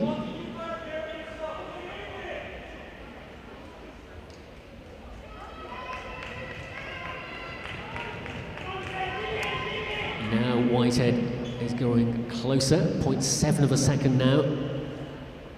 Well, again, we've seen a pursuit here where the rider who was considerably behind just a couple of laps ago has kept his reserves for the last 2 laps, and that's exactly what Ken Whitehead has done. He's now gone ahead of Walter Thornhill by 1.6 seconds. So Ken Whitehead is riding towards a bronze medal here.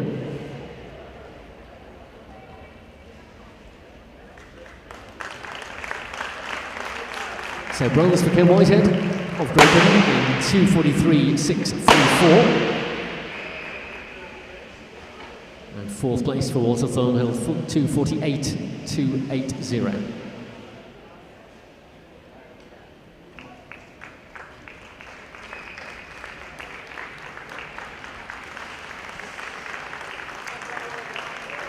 Ken Whitehead acknowledging the applause and the assistance given by Bob Barber at trackside to keep him on his schedule. And we turn our attention now to the gold medal final between Kent Bostic of the United States of America, who will start in the home straight, and Malcolm Freeman of Great Britain, who will start in the back straight.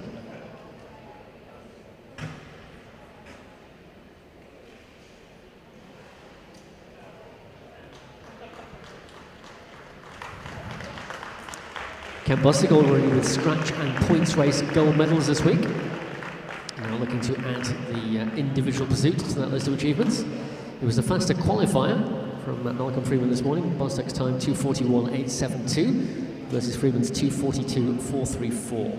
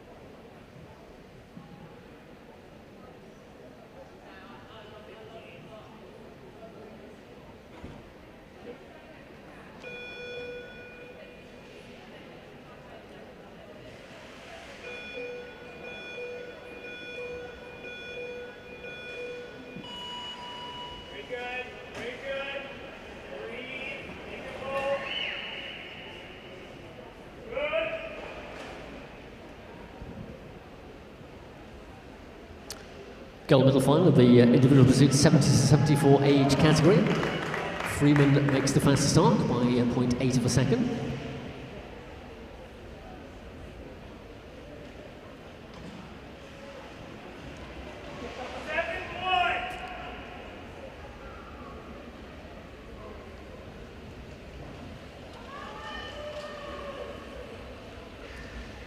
Malcolm Freeman, the scratch race silver medalist, behind Ken Bostic. He's the current British National Masters champion for the individual pursuit, taking that title at the Newport Velodrome in Wales back in July this year.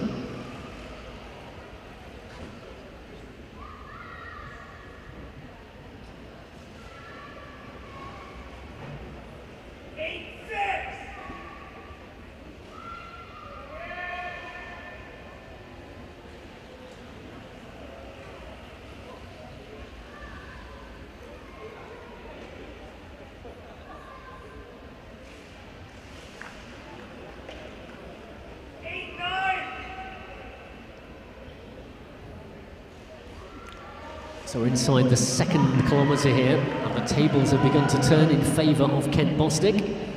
By 0.796 of a second, he leads.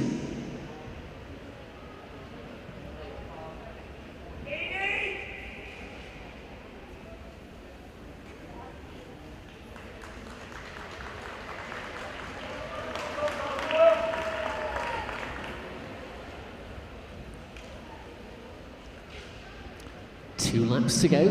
Bostic now significantly ahead of Freeman by 2.863 of a second.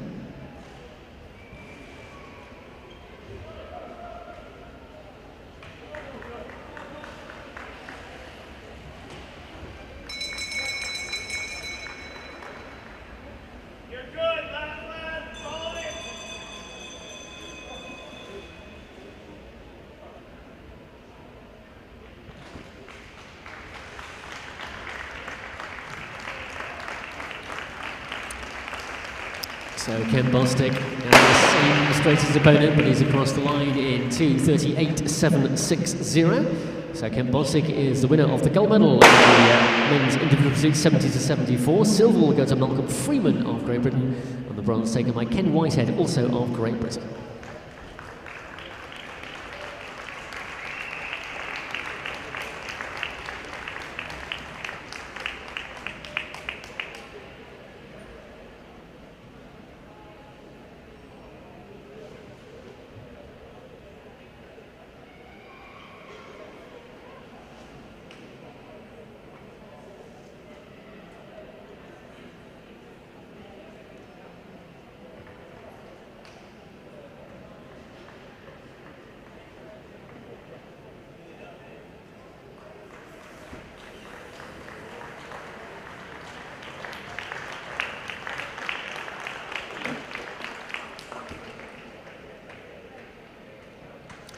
So you may recall we have one piece of unfinished business in our women's sprint 50-59 age category, and that is Heat 2 of the semi-final.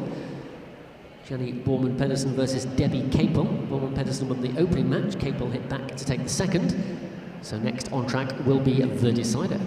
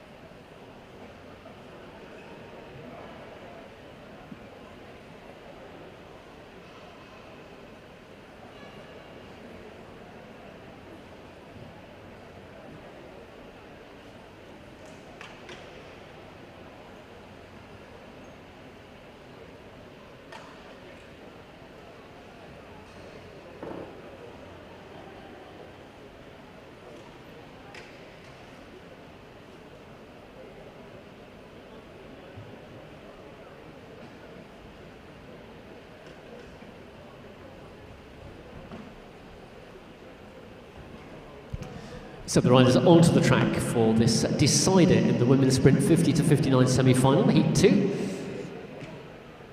Starting on the inside, Great Britain's Debbie Capel, winner of match 2. And on the outside, Denmark's Jenny Borman Pedersen, winner of match 1. The winner of this one will progress into the gold medal ride in the sprint finals.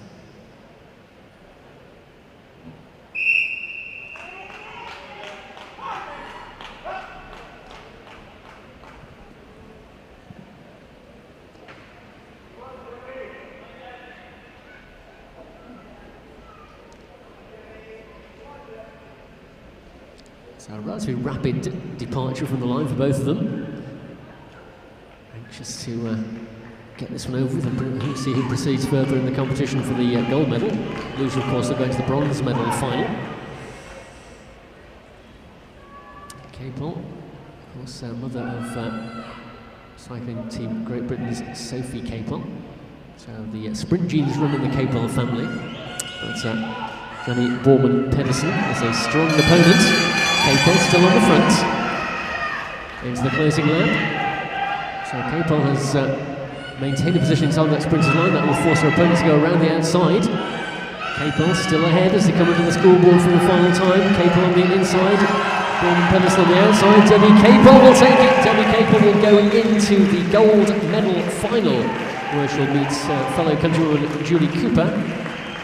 And the bronze medal final will be contested between Christine Nicole and Jenny Borman Pedersen.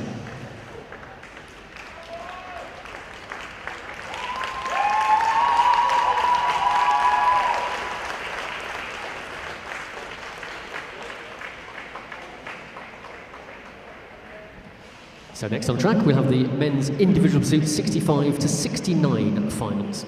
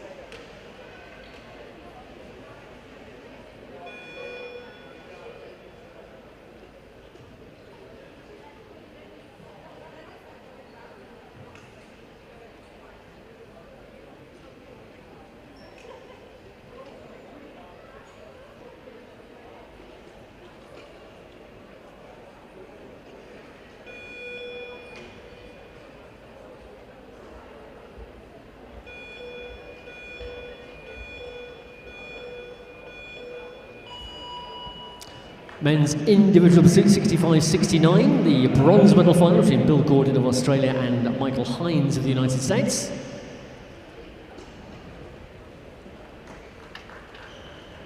Hines was last year's champion in Los Angeles, but found himself in the bronze medal final this year. Just the fourth fastest qualifier this morning. There's just about a second between Gordon and Hines in the qualification round.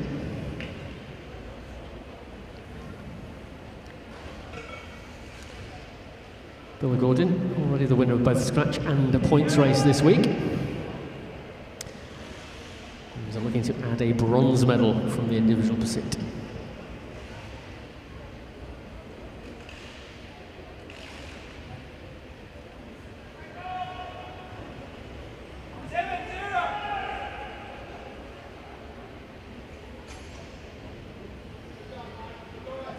Pretty evenly matched currently, just 0.127 the advantage for Hines over Gordon.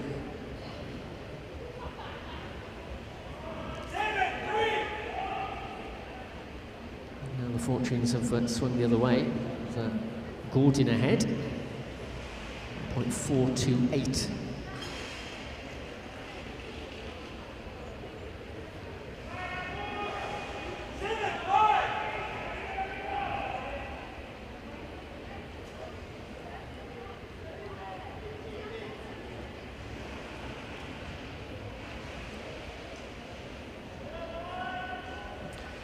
Two laps remaining. Still just a slender advantage for Australia's Bill Gordon over United States rider Michael Hines.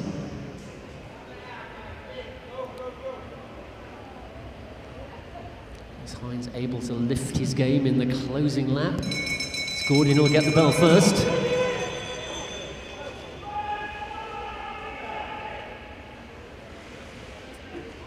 The half lap to go point. Gordon still ahead. Will that be enough? I think it may well be. Here he comes into the finishing straight. Bill Gordon of Australia lines up for a bronze medal victory. 226.483 for Gordon, 228.045 for Michael Hines. So Bill Gordon of Australia is your bronze medal winner in the men's individual pursuit, 65 to 69.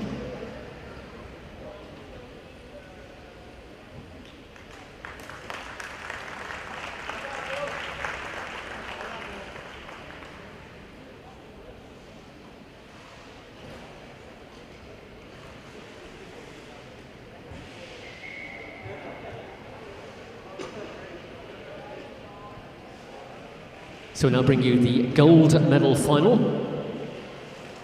Great Britain's Steve Cronshaw will start in the home straight, and his opponent from the United States of America in the back straight is Lawrence Nolan. Cronshaw, the faster of the two, hence his position in the home straight, 2:23.303 in the qualification round.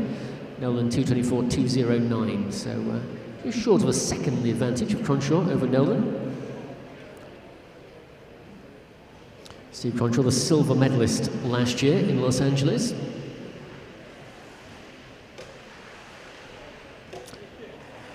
Lawrence Nolan, the silver medalist here this week, in both the scratch and the points race. I'm sure he'd like to take one step further up on the podium here and take a gold medal in this individual pursuit. But in order to do so, he's got to get the better of Steve Cronshaw, and he is a formidable opponent. Countdown begun, 45 seconds to the start.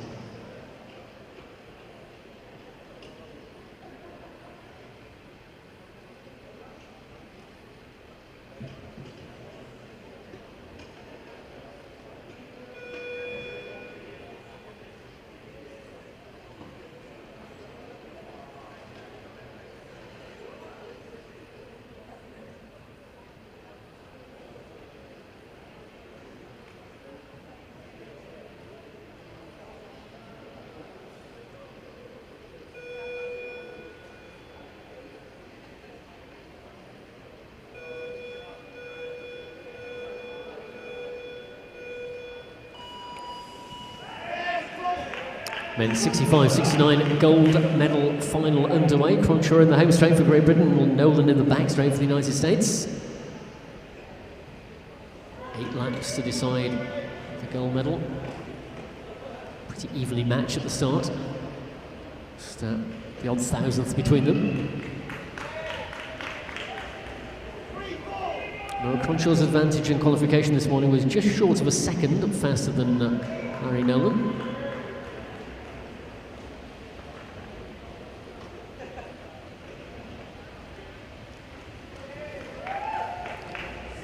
Cronshaw begins to go ahead now by 0.778. Steve Cronshaw concentrated all his attentions this week on this individual pursuit.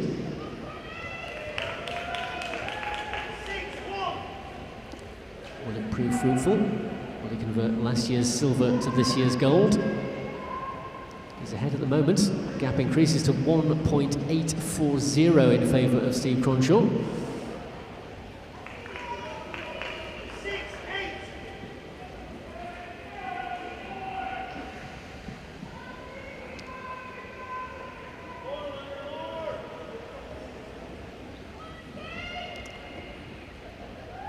Steve Cronshaw's coach running down the home straight to update him with the information. Cronshaw will be aware that he is ahead, glancing across the track. You can see his advantage compared to his opponent. And it is currently 1.2 seconds. So Nolan hitting back a little bit here at Cronshaw after opening that gap of almost 2 seconds. 1.023.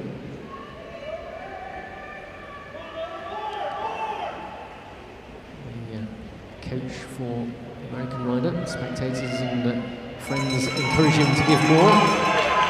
1 lap to go, 0.49. This is going to be on a knife edge for the gold medal. Nolan closing down on Cronshaw. 0.2 of a second that time. It's going to be ever so close on the line. Here they come. Cronshaw the home straight, Evan in the back straight, and it is going to be Steve Cronshaw takes the gold medal in 2:24.930. The time for Laurie Nolan is 2:25.096. So Steve Cronshaw is your World Masters gold medal winner for the men's individual pursuit age category 65 to 69.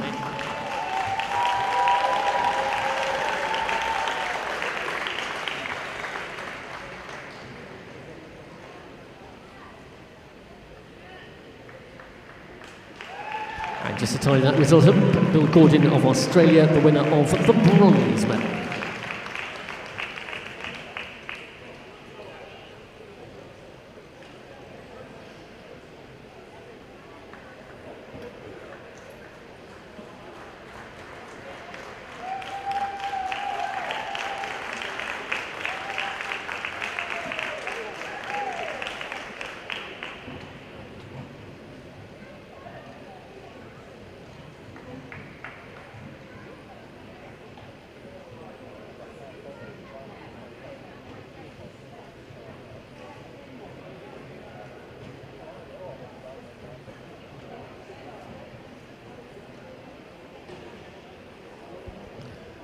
So back to sprinting for the women's sprint finals first match.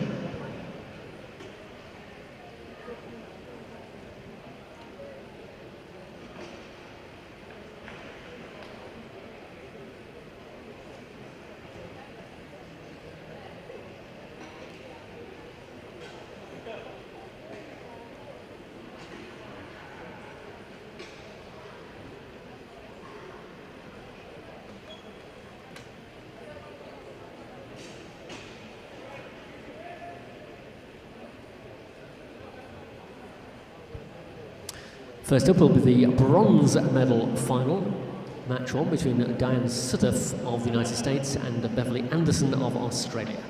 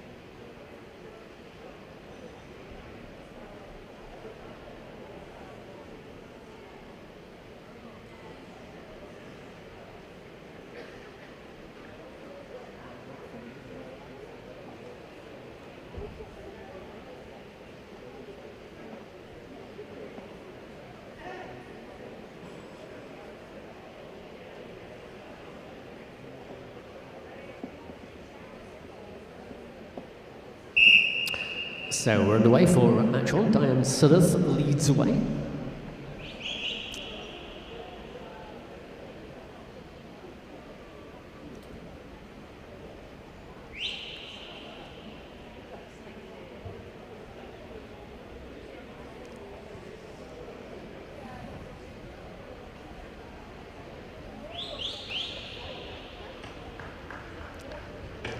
First lap dispatched with quite a bit of speed there by these two. So they're still maintaining the lead position as they go into the back straight with a bell this time round. Beverly Anderson is right in the wheel tracks of her opponent, sort of defending that sprinter's line, forcing Anderson to take a route around the outside if she wants to try and go past in the back straight. Sort of still with the advantage. Anderson closing her down a little bit here. Still got work to do off the final corner. And not able quite to get on terms with Sudduth. It's close at the line.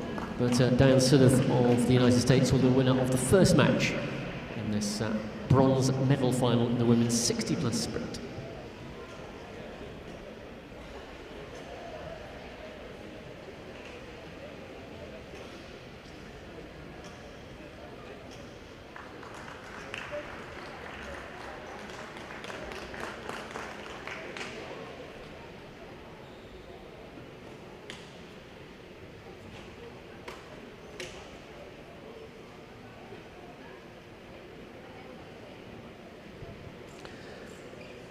So to the gold medal final, Anna Whitten versus Julie Barnett, both riders representing Australia. Whitten, the winner of the gold medal in Los Angeles last year, the World Masters. Barnett, bronze medal this week in the scratch race. So Whitten in the grey and black colours brought to the line. Start of a new match, series they draw again for the starting positions.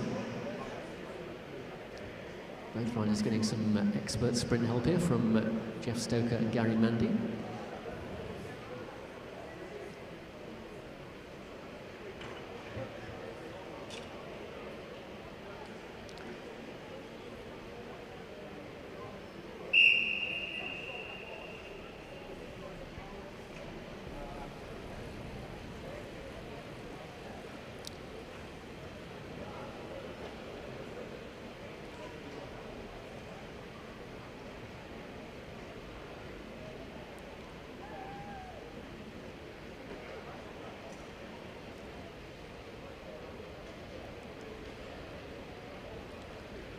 Coming around to complete the opening lap with Whitten still at the front.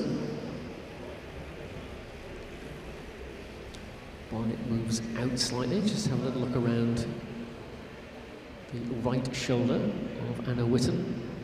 Perhaps thinking of making a move around the outside, but Whitten is wise to that, takes the match a little further up the track, limiting the angle of attack for Barnett. Barnett winds it up and draws level with Whitten as they go into the final lap. Barnett on top, and just ahead, Whitten with the shorter run to the line, but Barnett accelerates further, increases her advantage. Julie Barnett has the advantage over the defending champion at the end of the first match. She'll go ahead, so Julie Barnett takes match one against Anna Whitten in the gold medal final.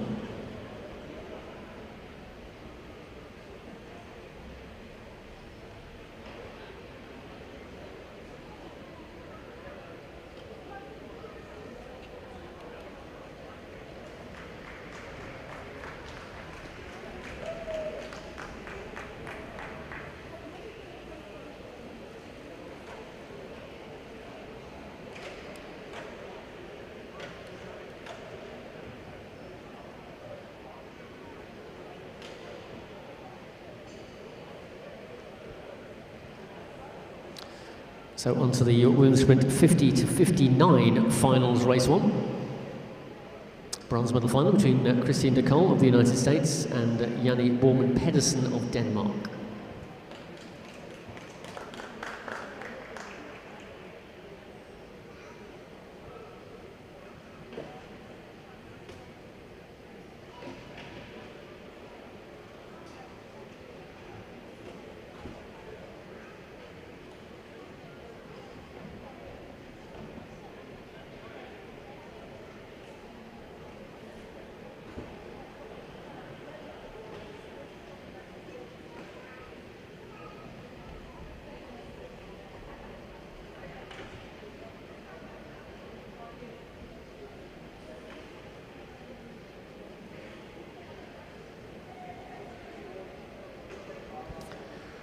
Both riders in place, ready for the start of this one. De Col on the inside and Borman Pedersen on the outside.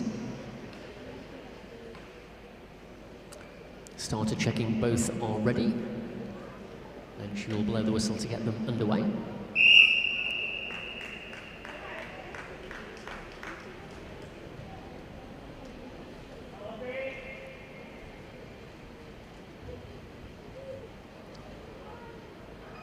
Christine De Col, bronze medal in the time trial this week. One place ahead in that time trial of her rival here, Janni Borman Pedersen of Denmark, finished 4th in the time trial. Both riders picking the pace up early here. And no gap between them as they came through the line. Now the lower position on the track here, being occupied by Pedersen, but further down there was room for De Col to sneak through, I think. So Christine De Col takes up the lead from Janni Borman Pedersen. 1 lap to go. De Col stole the march on her opponent, and now Borman Pedersen starting to hit back against De Col.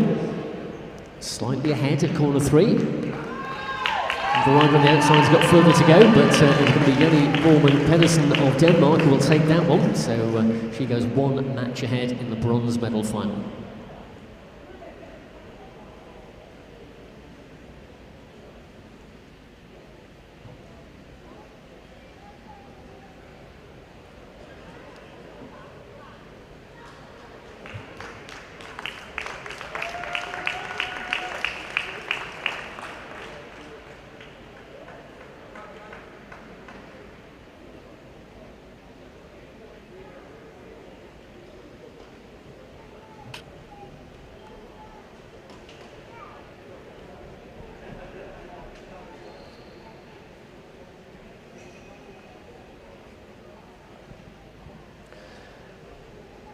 And now to the gold medal final match on. On the inside here, Julie Cooper of Great Britain. Her opponent on the outside is Debbie Capel of Great Britain.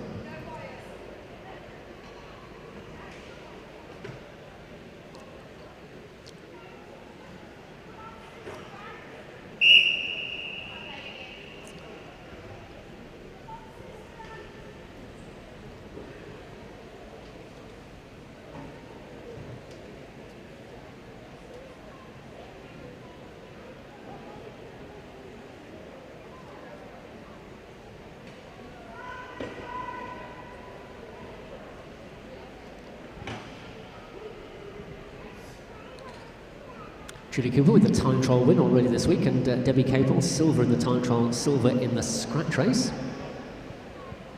Final medal opportunity of the week. So it'll be good to get the first match under your belt. Puts the pressure on the opponent to take it to a decider. Capel leading at the moment.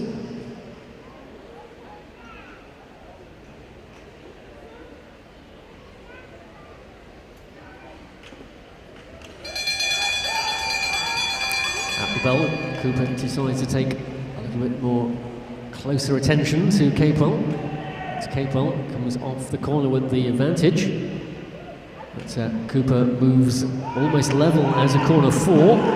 It's a sprint for the line here, and that was very close, but Capel on the inside just had the advantage. So Debbie Capel will take that one, and will go 1 match ahead of Julie Cooper in the gold medal final.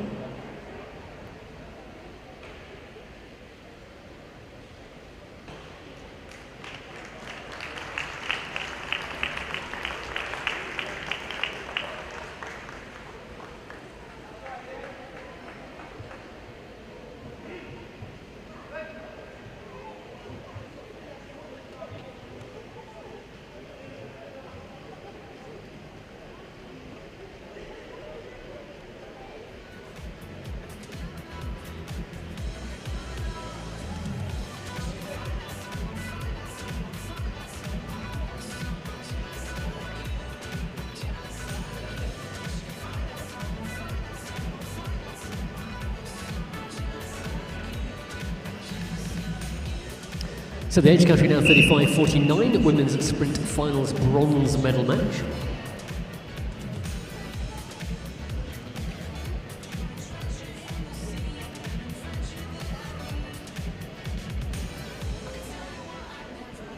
Joanna Smith versus Ruth Whelan.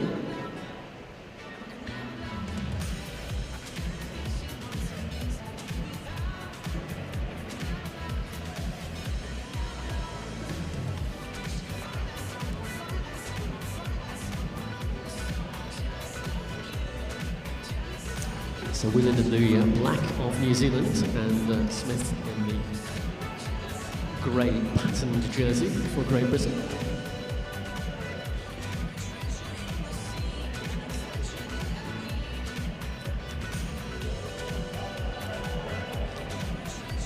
And Smith decides to take the race to her opponent, diving down the inside and accelerating away. Whelan has a big gap to close and less than a lap to do it. Smith off the corner of corner 2, but here comes Whelan of New Zealand. She draws level with Smith as they come into the scoreboard, and she has got the best position across the line as well. So Ruth Whelan, not going to be outdone by Joanna Smith, responded to her attack and in the best possible way by taking the victory. So Ruth Whelan goes 1 match ahead of Joanna Smith.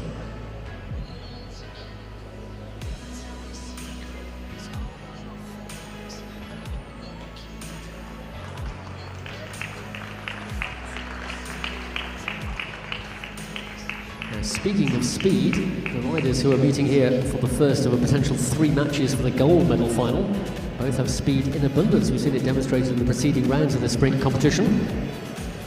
Zuzana Richnovska of Czechia is in the pale blue on the inside, and Sonja Moy of Norway in the red with the blue cross on the back of her jersey. She is on the outside.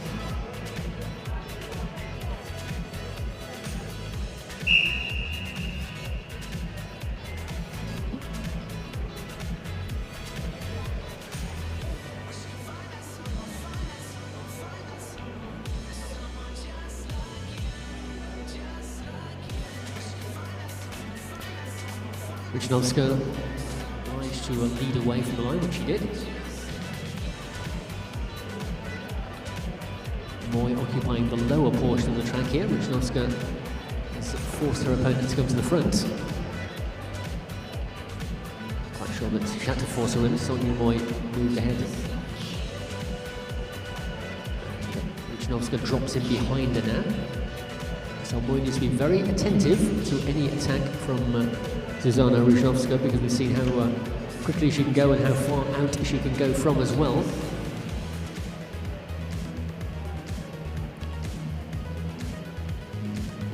So the Norwegian rider in the lead position. Have a look over her shoulder in a moment, I think. Still a very moderate pace. Almost waiting for Richnovska to go. Into the final lap. Well, this is remarkable tactics here. It's almost like a slow bicycle race.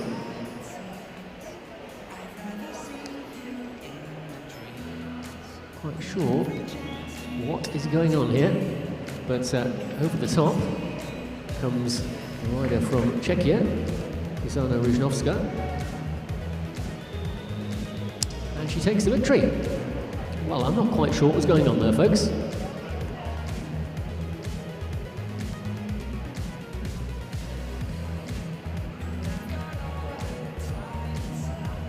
Well, I built that up as a real speed battle, and it was anything but. So, interesting.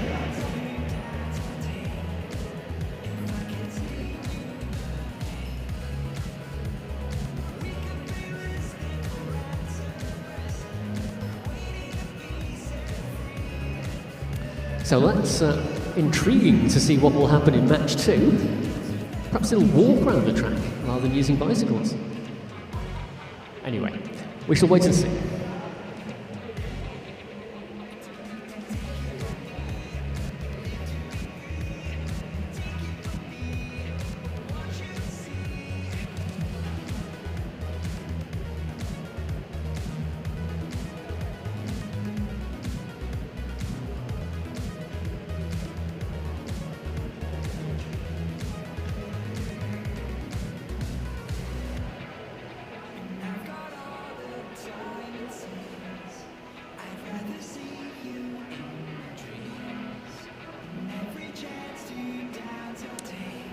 So competition will continue as we return to the Women's Sprint 60+ Finals, the Match 2 stage.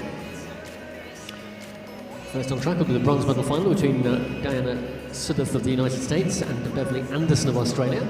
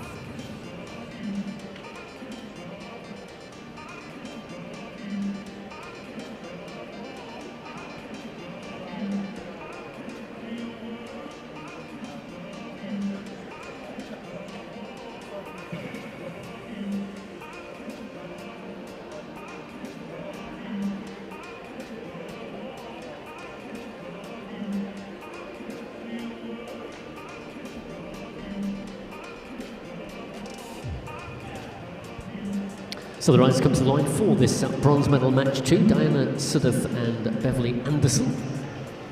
Sudduth the winner of the first match. If she wins this one, she will be your bronze medal winner. If Beverly Anderson wins, it will go to a decider.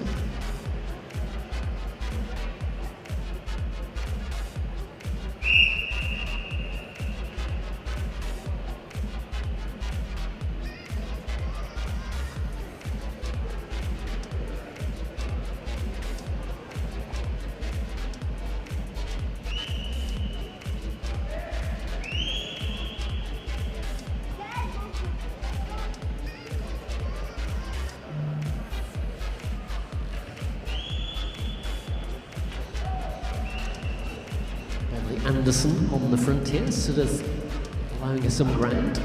Now she draws closer. Been one lap to go this time. So that distinctive rear disc wheel in her machine. Now shoulder to shoulder with her opponents as they come to the finishing straight with 1 lap to go. Anderson knows that she has to win this one. She's got that sprinter's line, forcing Sudduth to take the long line around the outside. Anderson holding on here, Sudduth drops in behind her. A bit late to try and use the slipstream to come around your opponent, and she won't do it. So Beverly Anderson will force that one into match 3 by taking the victory in match 2.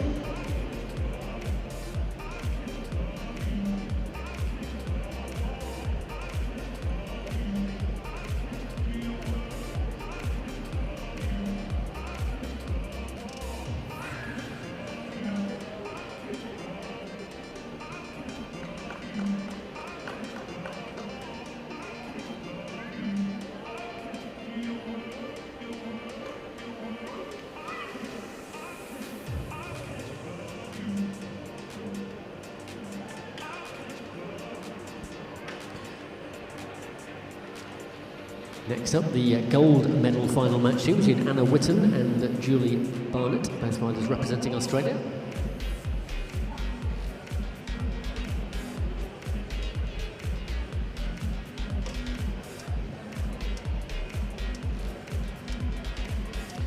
Barnett in the dark green and yellow, delivered it to the line first. She was the winner of match 1, so the defending champion from LA last year is on the outside. Anna Whitten has to win this one if she is to take this match into a decider. Gold medal final, match 2.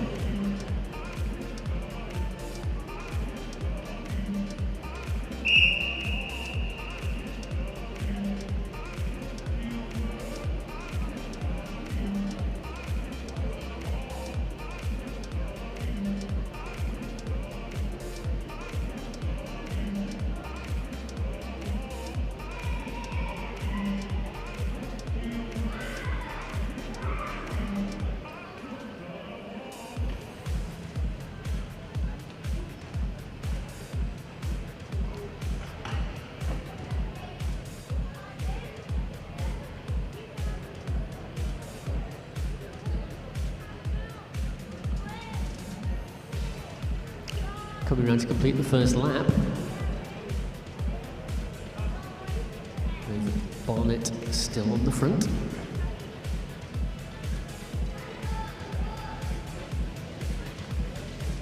Again, can we ask spectators in the front row and children of spectators in the front row not to hold any smart devices, tablets, etc. over the track side fence? Please stay well back for fear that you may let go of it.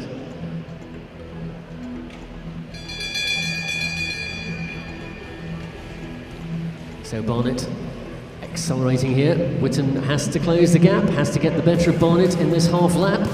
Otherwise, Barnett's going to take the gold medal. Here comes Whitten. Has she left it too late? Barnett on the inside, Whitten on the outside, powering towards the line. Julie Barnett will take it in 2 rides. Julie Barnett takes the gold medal and the title of Women's Masters World Champion in the 60+ age category for 2023. Silver will go to Anna Whitten.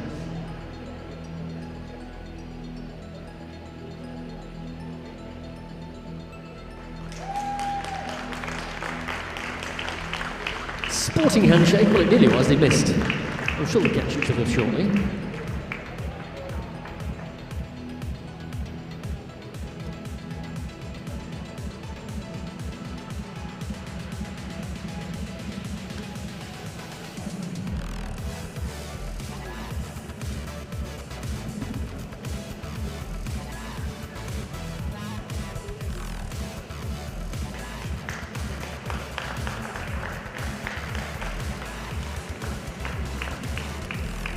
So women's sprint 50 to 59 bronze medal final, match 2.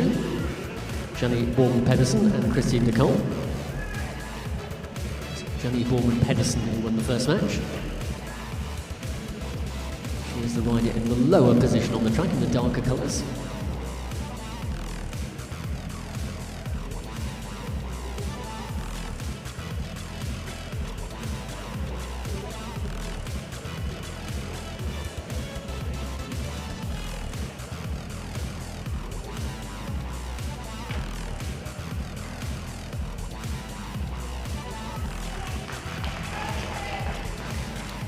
Recall the previous meeting of these two, Nicole took it on first and Borman-Pedersen overtook her in the back straight. So has Christine Nicole reconsidered her tactics for this second match? She has to win it to force the decider. She aims for that sprinter's line, gets there first. Underneath Pedersen, plenty of room to do so. So Nicole has launched her attack. So it's almost a carbon copy of the last time. And here comes Jenny Borman-Pedersen. So far ahead of her opponent this time. And in fact, Nicole trying to hold on here and will do so. So well ridden by Christine Nicole. And she squares that one. That will go to a decider for the bronze medal in the 50 to 59 age category women's sprint.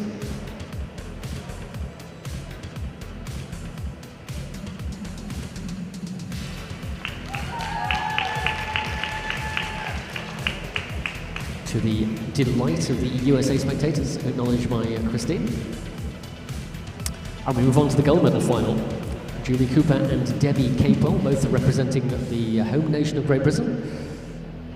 Debbie Capel was the winner of the first match. She starts this time on the inside, and Julie Cooper on the outside.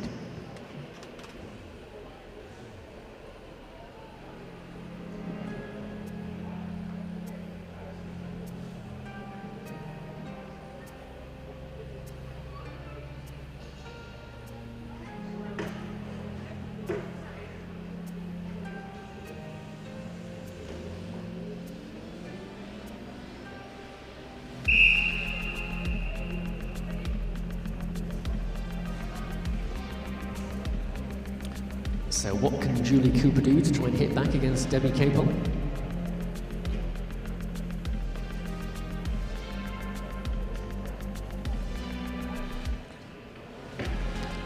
Laying off by several bike lengths at the moment. Capel craning her neck to look over the whereabouts of Cooper. This is the advantage of being in second position. You don't have to look behind whilst riding forwards. Almost anticipating a move here from Cooper. Trying to keep Cooper up the track as long as she can. Cooper has a wheel in front though. They're coming around for the bell in the home straight this time. Both begin the acceleration. Capel's inside the red sprinter's line, but Cooper, as they go across the line with a lap to go, gets a wheel ahead. And she goes past Capel, drops inside that sprinter's line. It looks like Capel is going to concede this one to Cooper. So Debbie Capel not able to match the pace of Julie Cooper, who can relax to go across the line. And that is also one match each, and we'll go to a decider as well for the gold medal.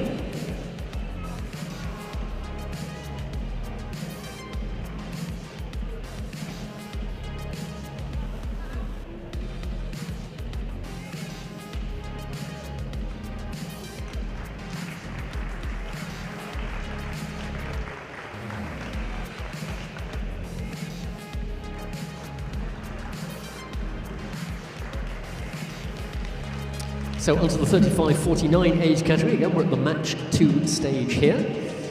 Joanna Smith and Ruth Whelan. Ruth Whelan of New Zealand, the winner of the first match. Joanna Smith of Great Britain. Well, she has to win this one if this one is to go to a decider as well. Whelan is on the outside, and the colours of New Zealand. Or is she? She's in reverse gear now. Oh, almost. Just to prove that bikes don't have reverse gear. No, she actually was on the inside, so the order reversed. Joanna Smith just brushes a bit of material off her front wheel, or a nervous gesture than anything else, I think. Smith knows she has to win this one. Looking down as her opponent. A nod from Whelan that she's ready to go as well. Away they go. Whelan launched away from the line first. Smith content to follow her.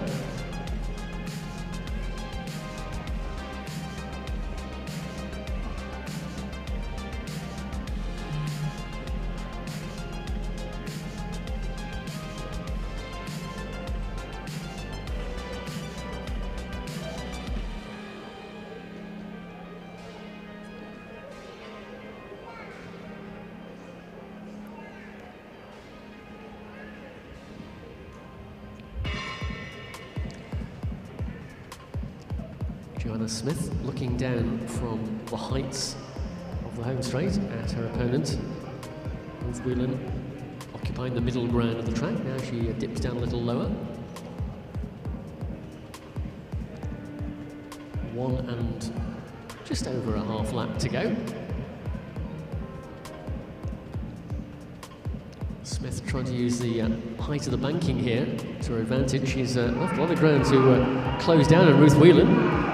Whelan looking behind. Now she begins her acceleration. Smith has got the advantage of the banking to swoop down and catch the wheel of her opponent, trying to go around the outside, and Smith takes the lead. So Whelan has been caught out by Joanna Smith here, who used the height of the track to her advantage. And as they come across the line, Joanna Smith will take that one. That too will go to a deciding match 3. Well, you can't deny you're getting value for money for your sprinting here this afternoon. Going the whole distance. So we move to the gold medal final, and this was the rather curious affair a few minutes ago between Zuzana Wisnowska of Czechia and Sonja Moy of Norway. It was kind of a slow motion bike race. Neither rider accelerated at any point during the match until Wisnowska just went ahead of Moy on the line. So intrigued to see what's going to happen this time. Moy on the inside, Wisnowska on the outside.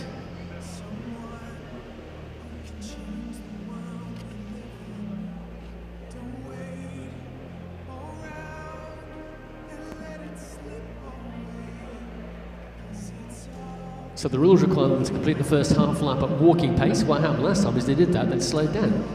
Never picked up the pace again. There's a whistle. Let's see what match 2 will bring. Wisnowska of Czechia has the advantage of winning the first match. So a little more brisk the pace this time.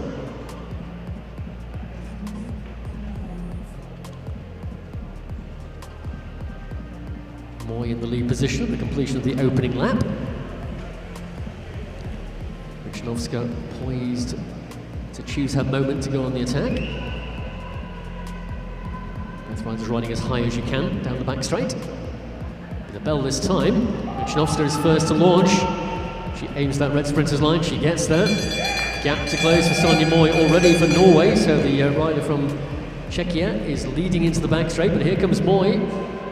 This is going to be an interesting battle here. Ryszynowska just into the finishing straight ahead. I don't think Moy's quite got legs to come round, so in two rides, one considerably faster than the other, it is Zuzana Ryszynowska of Czechia who takes the win in the gold medal final and becomes the Women World Masters champion for the age category 35 to 49.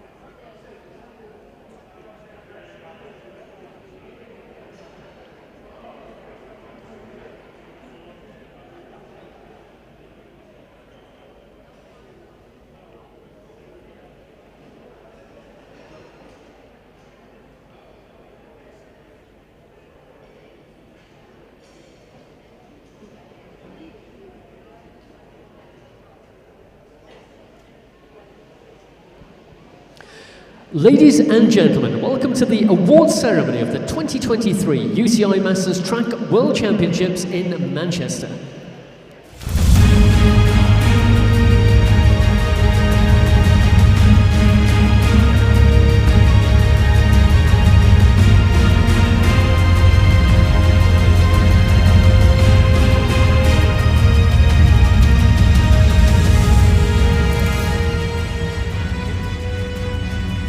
Awards ceremony of the 2023 UCI Masters Track World Championships.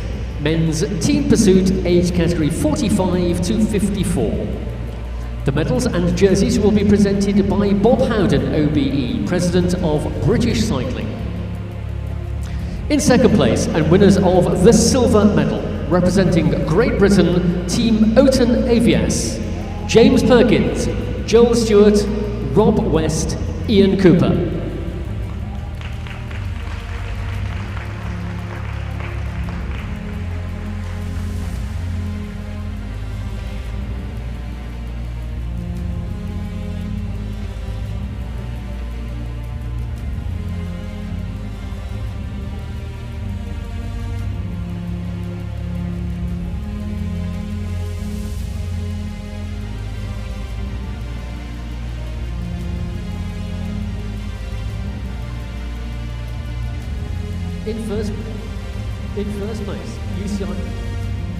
In first place, UCI Masters World Champion, a winner of the gold medal, representing France, IDD expert, Ludwig Montursi, Jérôme Prévost, Frédéric Authoat, Frédéric Costa.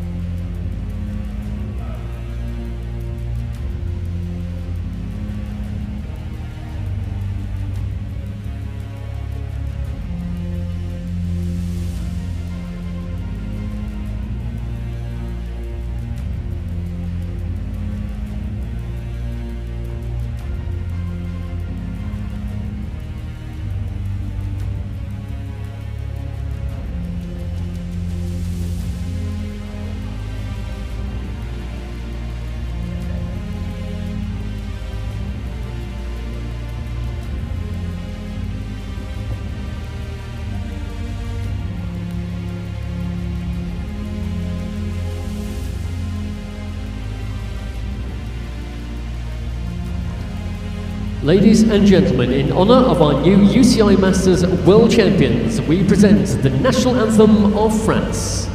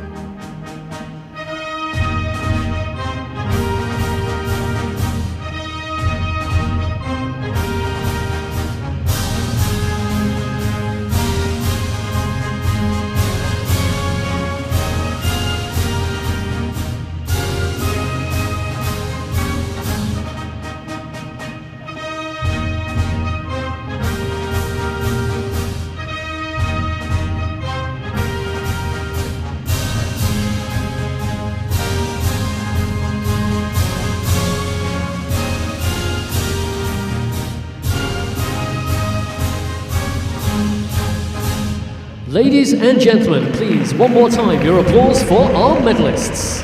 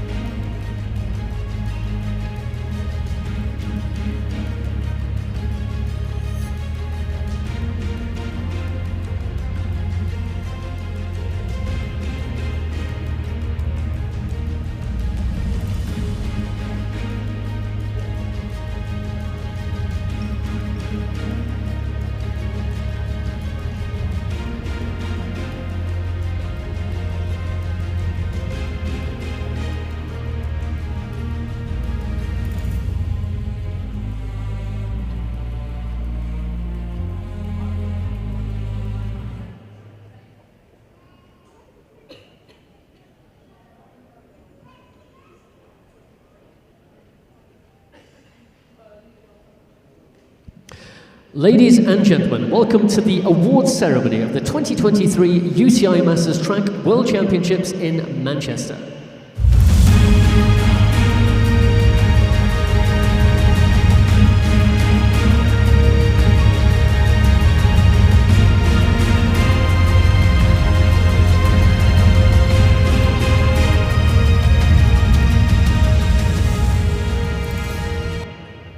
Awards ceremony of the 2023 UCI Masters Track World Championships. Men's point race, age category 40 to 44.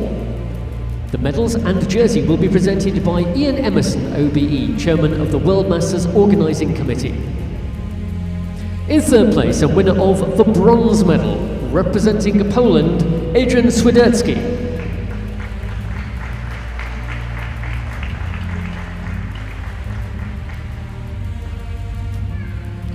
In second place, and winner of the silver medal, representing Great Britain, Alistair Rutherford.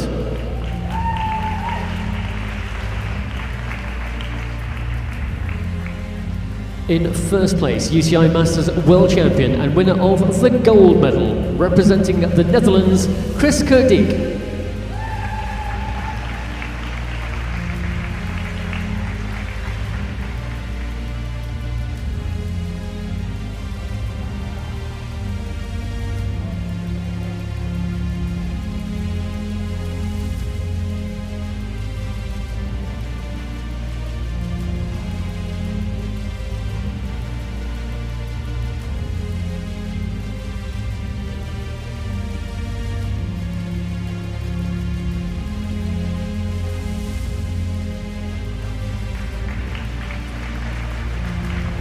Ladies and gentlemen, in honour of our new UCI Masters World Champion, we present the national anthem of the Netherlands.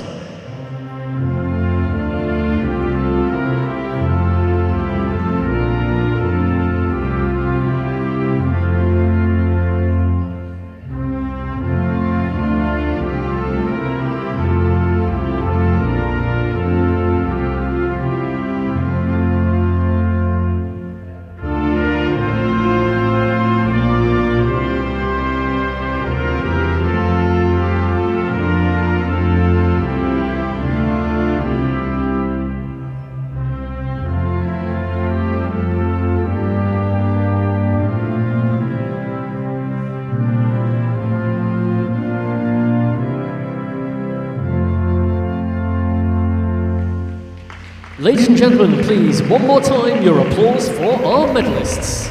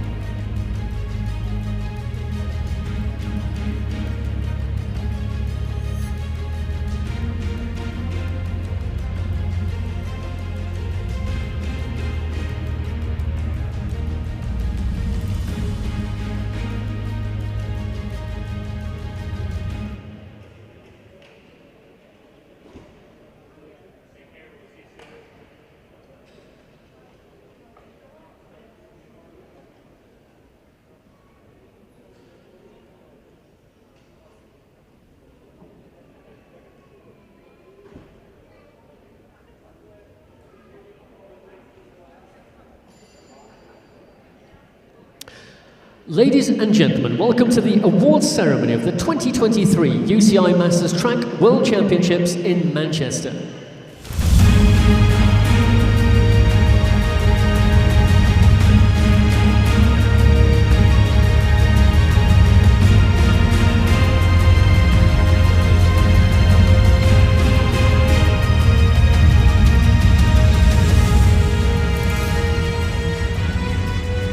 Awards ceremony of the 2023 UCI Masters Track World Championships. Men's individual pursuit, age category 65 to 69. The medals and jersey will be presented by Bob Howden, OBE, President of British Cycling. In third place, and winner of the bronze medal, representing Australia, Bill Gordon.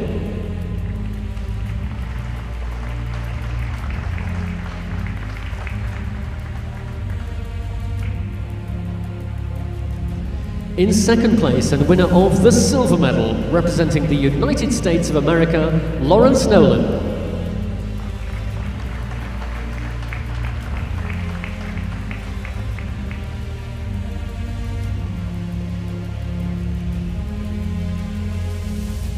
In first place, UCI Masters World Champion and winner of the gold medal, representing Great Britain, Steve Cronshaw.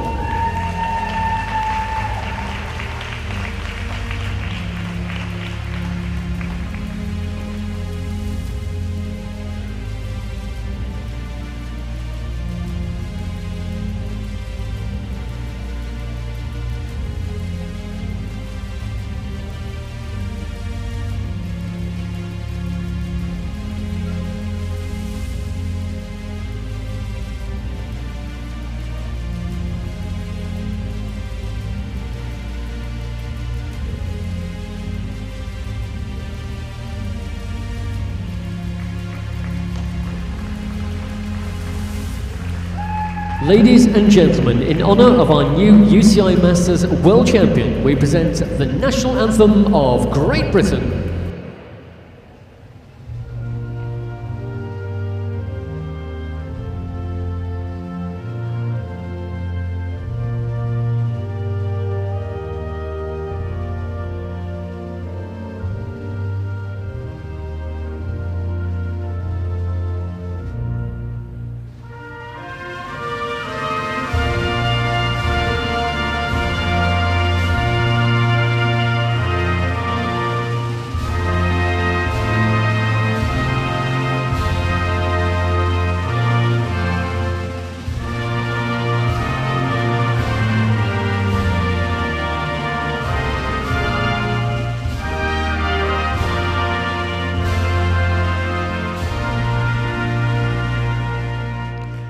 Ladies and gentlemen, please, one more time, your applause for our medalists.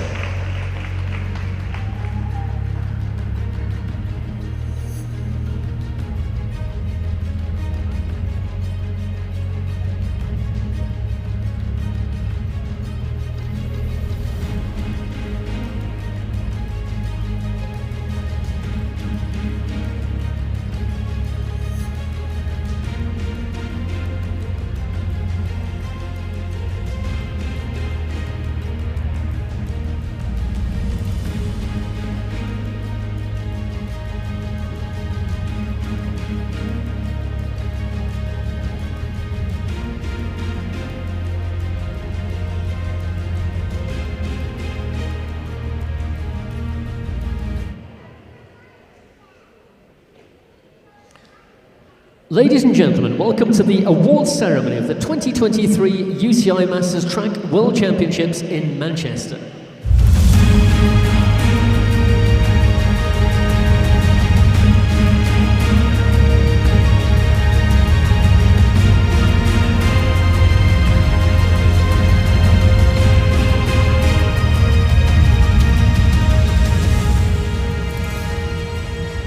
Awards ceremony of the 2023 UCI Masters Track World Championships.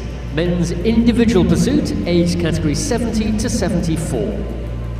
The medals and jersey will be presented by Ian Emerson, OBE, Chairman of the World Masters Organising Committee. In third place, and winner of the bronze medal, representing Great Britain, Ken Whitehead.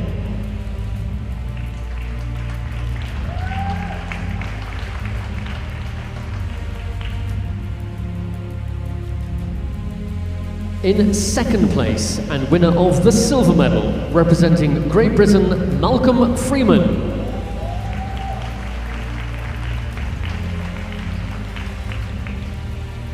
In first place, UCI Masters World Champion and winner of the gold medal, representing the United States of America, Kent Bostick.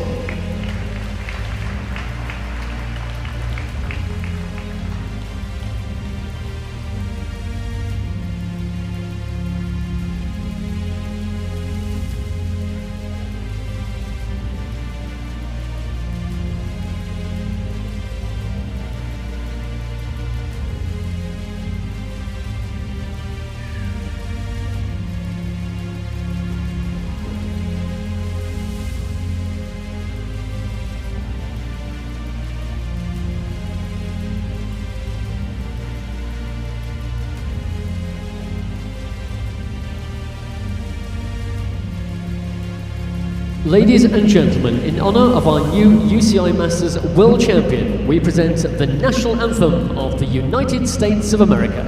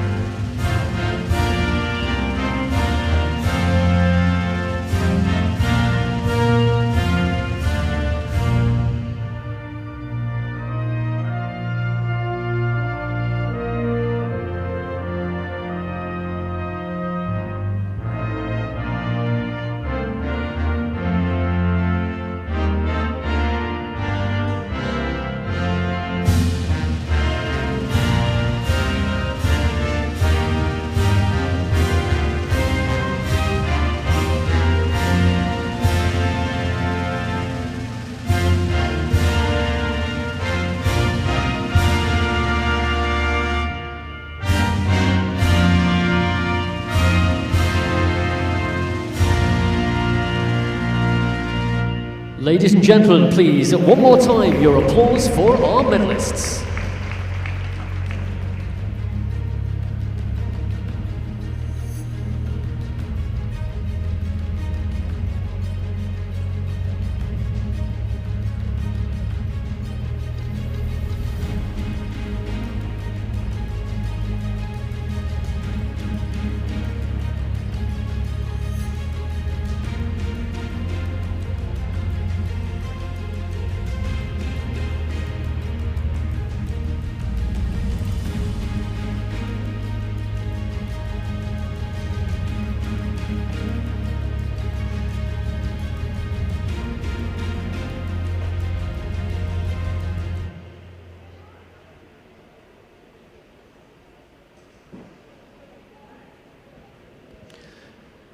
Ladies and gentlemen, welcome to the awards ceremony of the 2023 UCI Masters Track World Championships in Manchester.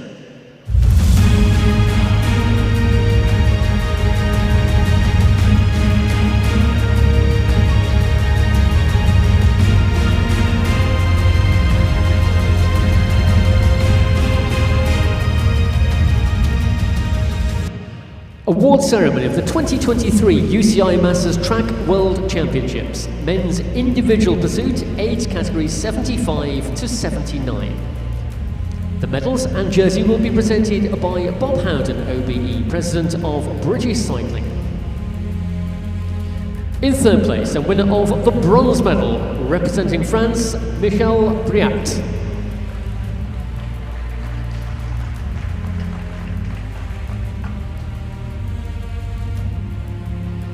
In second place, a winner of the silver medal, representing Great Britain, Graham Truelove.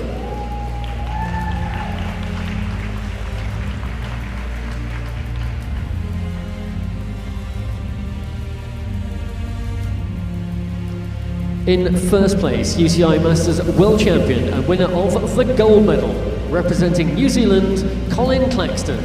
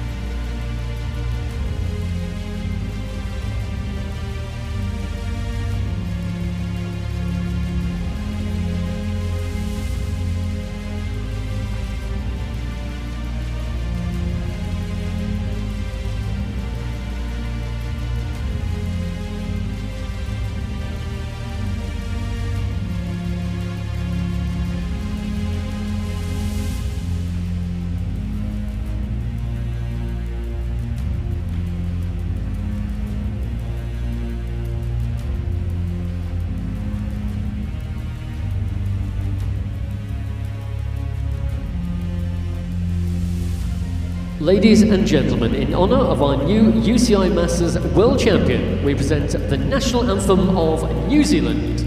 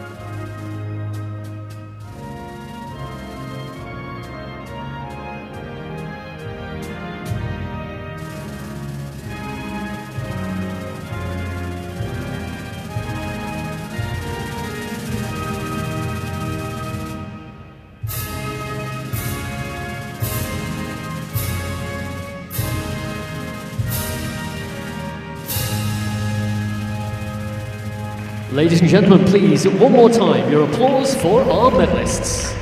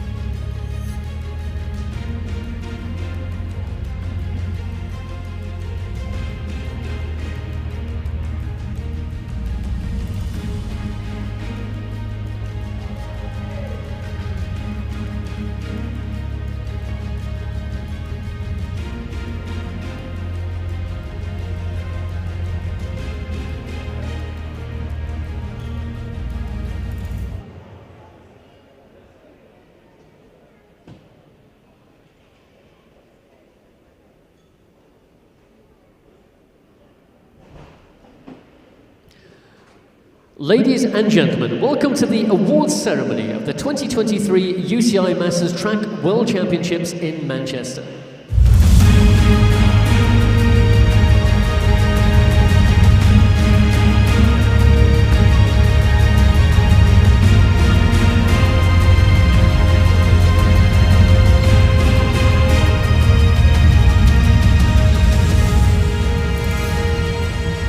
Award ceremony of the 2023 UCI Masters Track World Championships, men's individual pursuit, age category 80+. The medals and jersey will be presented by Ian Emerson, OBE, Chairman of the World Masters Organising Committee. In third place, a winner of the bronze medal, representing Great Britain, John Mason.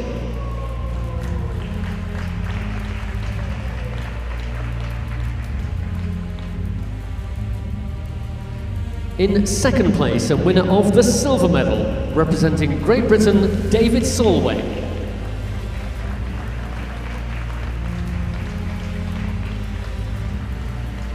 In first place, UCI Masters World Champion and winner of the gold medal, representing Great Britain, Walter Fowler.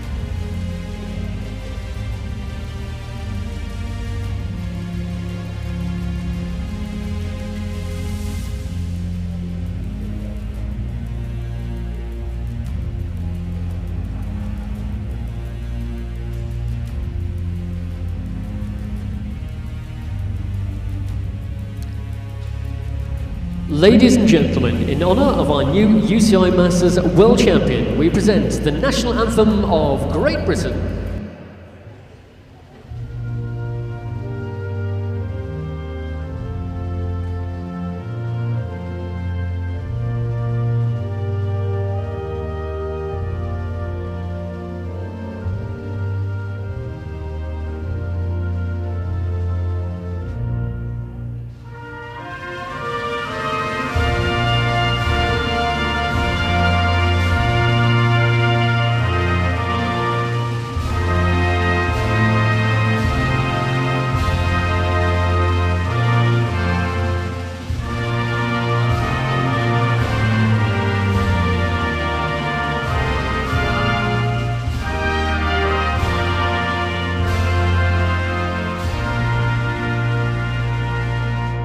Ladies and gentlemen, please, one more time, your applause for our medalists.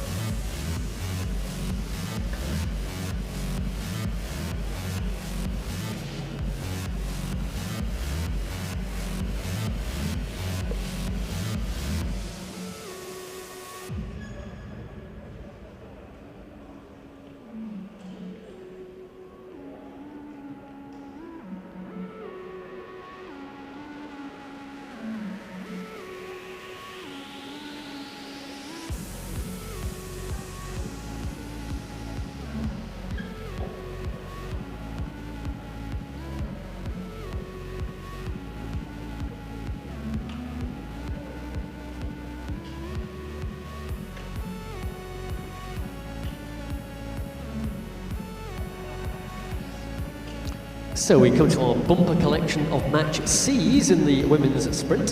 First of which is the bronze medal final in the women's sprint age category 60+. Diana Sudduth of the United States and Beverly Anderson of Australia. Sudduth the winner of the first match and Anderson the winner of the second. This is to decide who will take the bronze medal.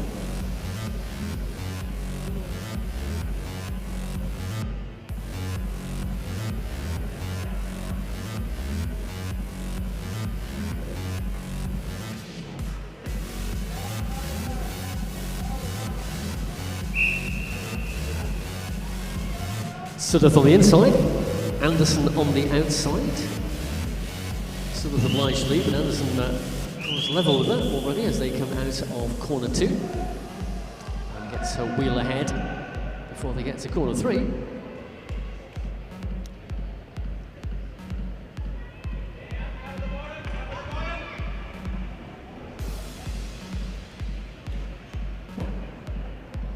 So Anderson still with the advantage. Sudduth though on her outside. Just about half a bike length for the Australian on the inside line here. 1 lap to go. Sudduth begins the acceleration. Anderson though still has the sprinter's line. Sudduth's got a long way to go around. She almost collided with her. In fact, she did collide with her opponent. Well, I think that's entirely the fault of Diana Sudduth, looking at that from my point of view. So Beverly Anderson can cruise across the line. And she will take the bronze medal. We hope that Diana Sudduth of the United States is okay, but the result of that is Beverly Anderson by 2 matches to 1 takes the bronze medal in the women's sprint 60+.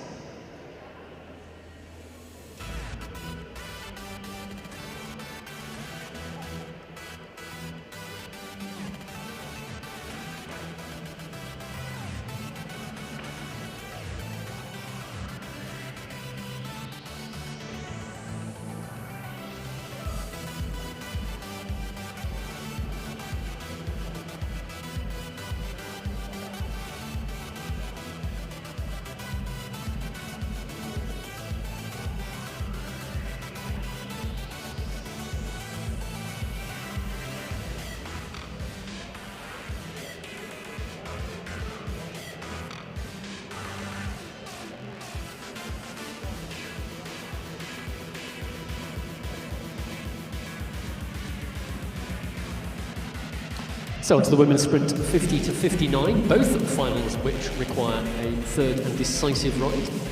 Bronze medal final will be first between Christine Nicole and Jenny Borman-Pedersen. It's the Dane Borman-Pedersen who won the first match. The American Nicole won the second. So next up will be the decider.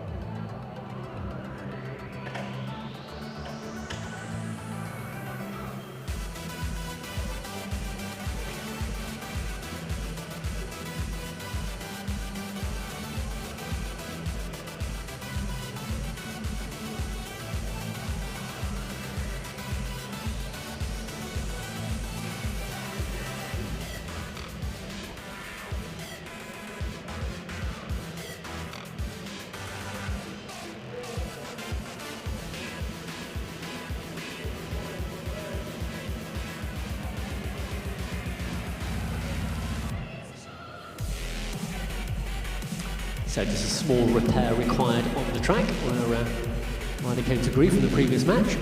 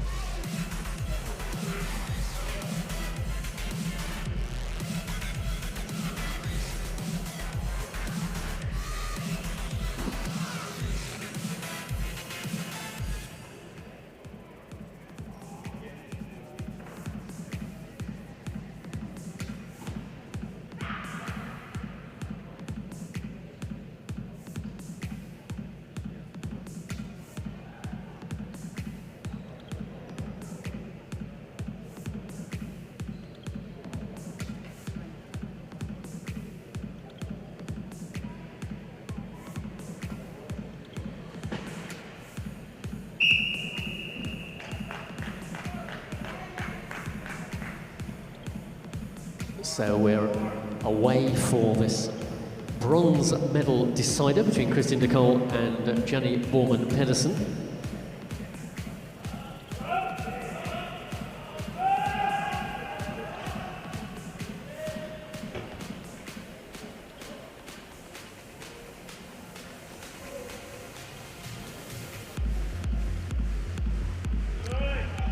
De Cole in the lower position here.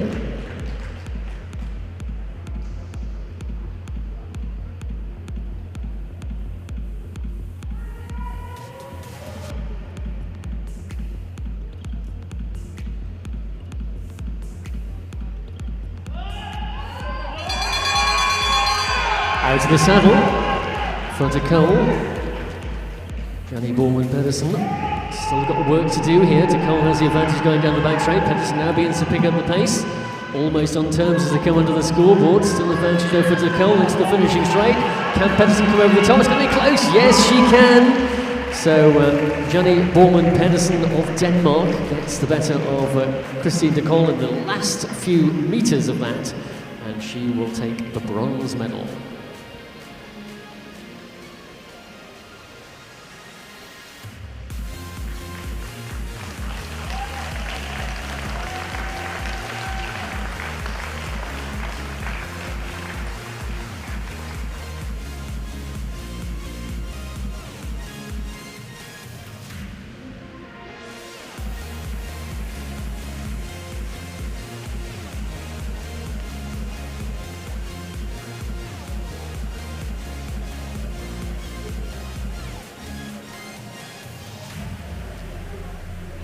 So the gold medal final ride off here. Julie Cooper and Debbie Capewell, the two riders involved. Cooper on the inside, Capewell on the outside. Capewell won the first one. Cooper hit back and took match two. This is the decider.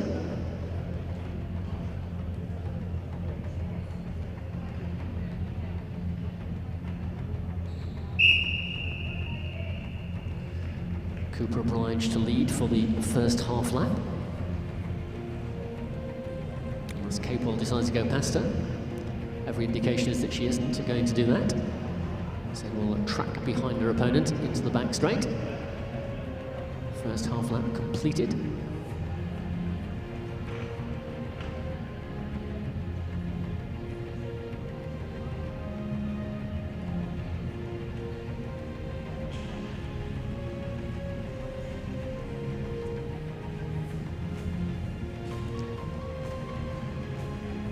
So Cooper gets out of the saddle, Capewell takes closer order, almost alongside her opponent. Bell this time, Cooper in the red, Capewell behind her. It's all going to come down to the final 250 metres. Cooper leads into the back straight for the final time. Capewell has got to go the long way round. She's not yet made any impression on the lead of Julie Cooper. And Julie Cooper, as they approach the line, just has enough ground to take the deciding match. So Julie Cooper will take the gold medal, Debbie Capewell will get the silver.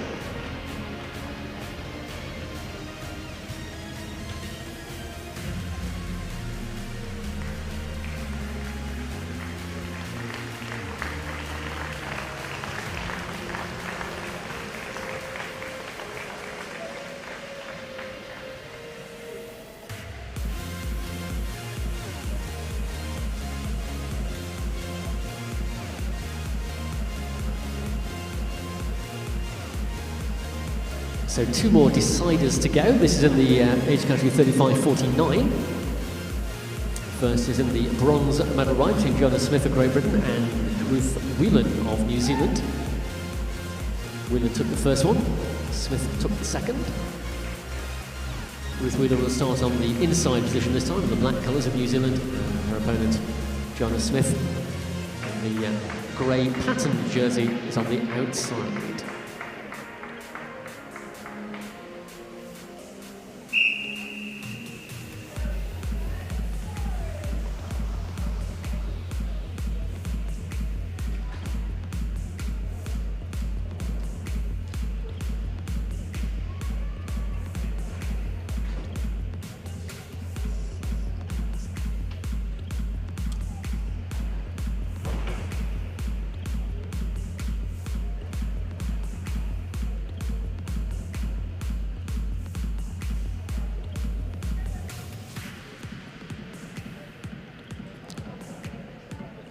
coming around to complete the opening lap. Ruth Whelan on the front, looking over either shoulder. Joanna Smith drops a little lower down the track. Whelan's still ahead. Smith, though, is lurking closer to that red sprinters line. Still a lap and 3/4 to go. Whelan picks up the pace, drops inside her opponent and takes up the sprinters line. Well, she caught Joanna Smith slightly unawares there. Ruth Whelan has launched her attack with just over a lap to go. Ruth Whelan, New Zealand, powering into the back straight. This, of course, for the bronze medal. Smith has got a big gap to close. Ruth Whelan is into the finishing straight just about now and has got a comfortable advantage. And by 2 matches to 1, Ruth Whelan takes the bronze medal in the women's 35-49 sprint.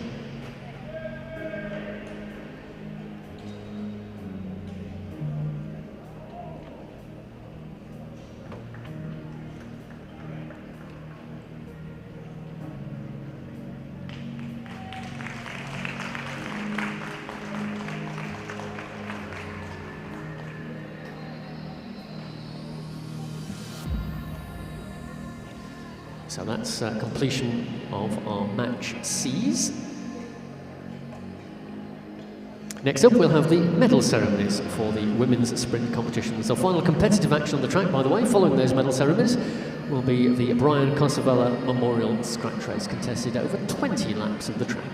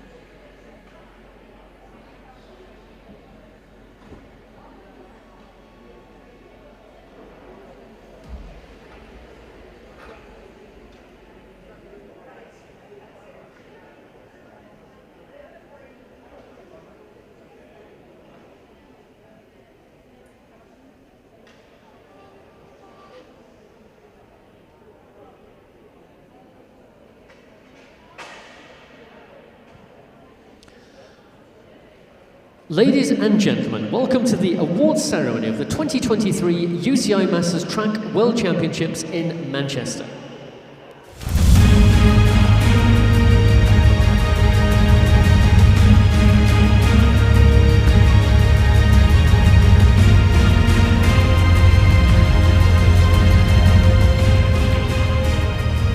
Awards ceremony of the 2023 UCI Masters Track World Championships. Women's Sprint, age category 80+. The medals and jersey will be presented by Bob Howden, OBE, President of British Cycling.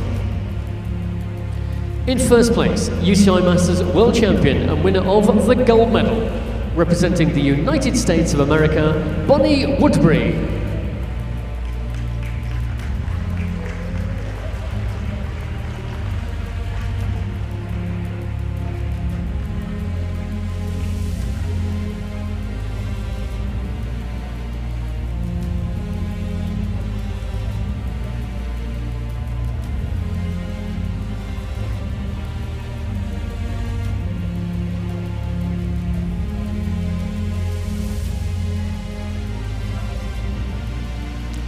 Ladies and gentlemen, in honour of our new UCI Masters World Champion, we present the national anthem of the United States of America.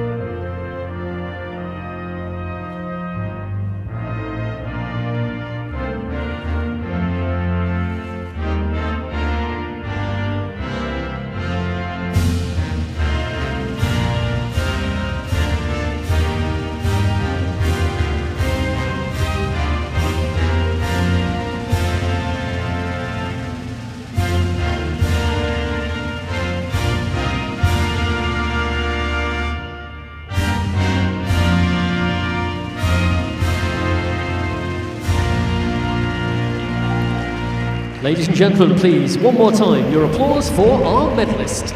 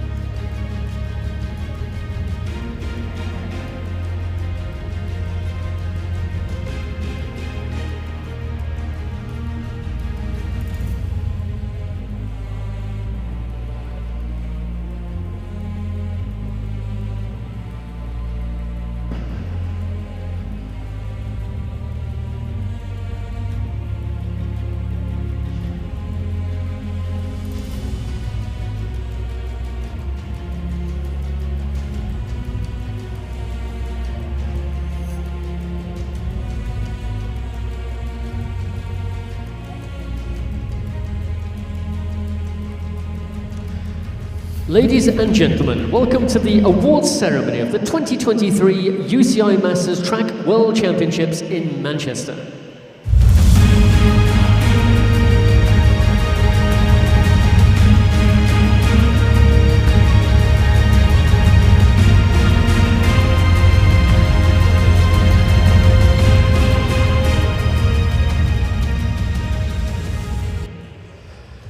Awards ceremony of the 2023 UCI Masters Track World Championships. Women's Sprint, age category 65 to 69. The medals and jersey will be presented by Ian Emerson, OBE, Chairman of the World Masters Organising Committee. In second place, and winner of the silver medal, representing Great Britain, Penny Kingsland.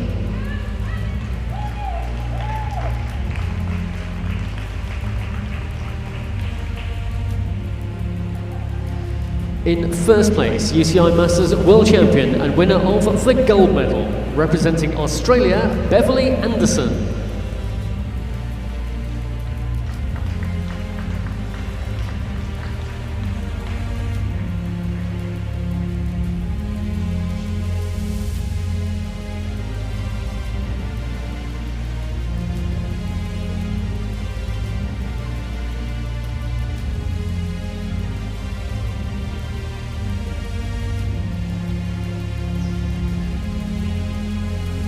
Ladies and gentlemen, in honour of our new UCI Masters World Champion, we present the National Anthem of Australia.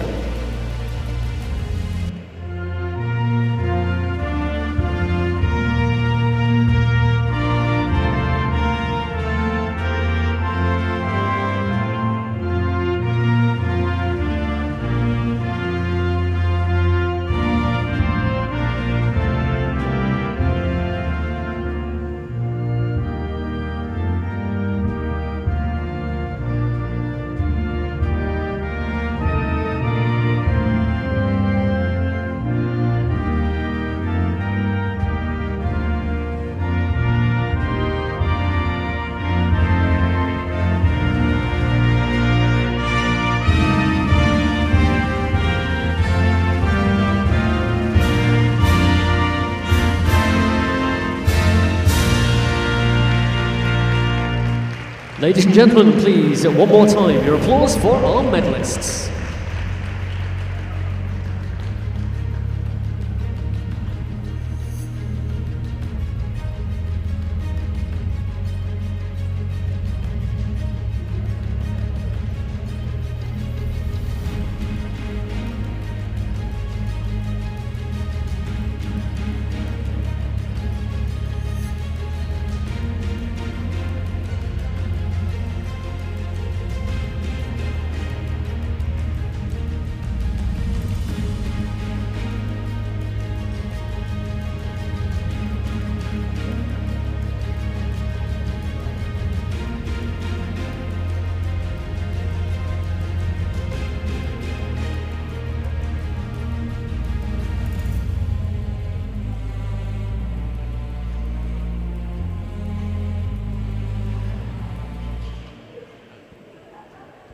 Ladies and gentlemen, welcome to the awards ceremony of the 2023 UCI Masters Track World Championships in Manchester.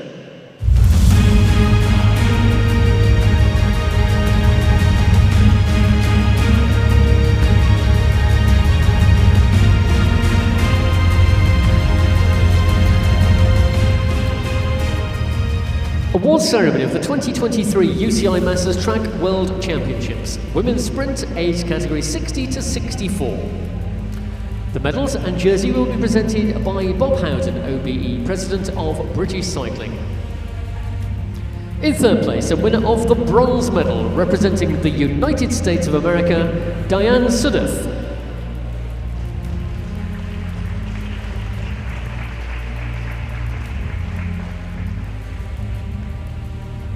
In second place, and winner of the silver medal, representing Australia, Anna Whitten.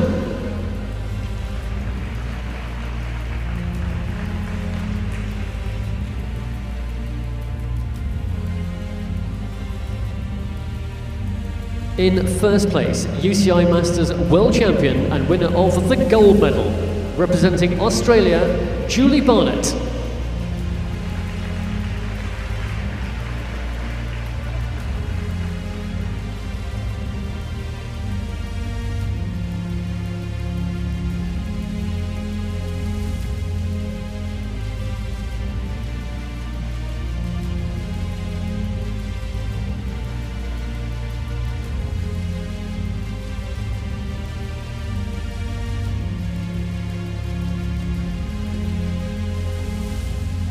Ladies and gentlemen, in honour of our new UCI Masters World Champion, we present the National Anthem of Australia.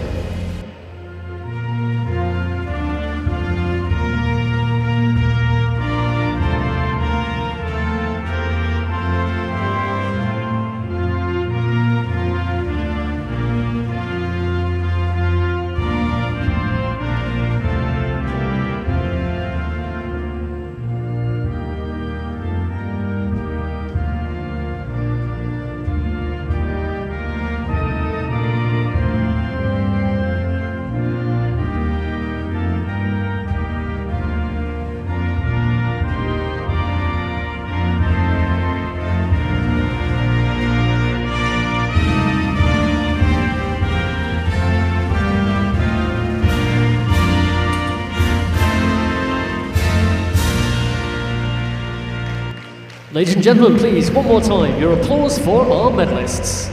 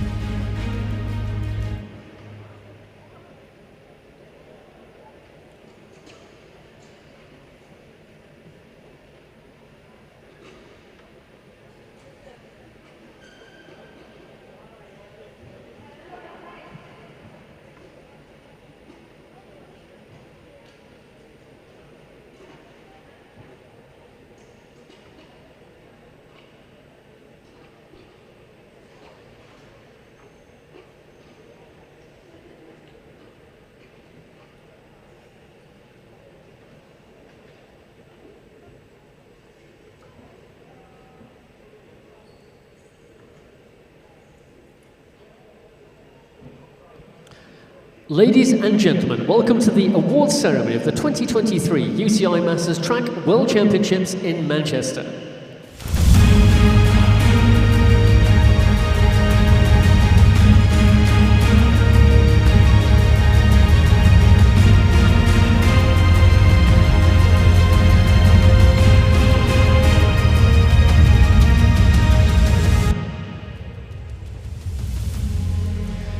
Awards ceremony of the 2023 UCI Masters Track World Championships. Women's Sprint, age category 55 to 59.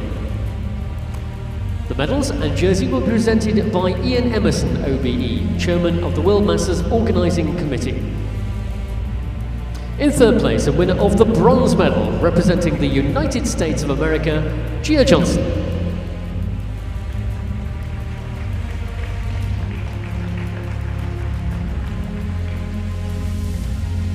In second place, a winner of the silver medal, representing Denmark, Janni Borman Pedersen.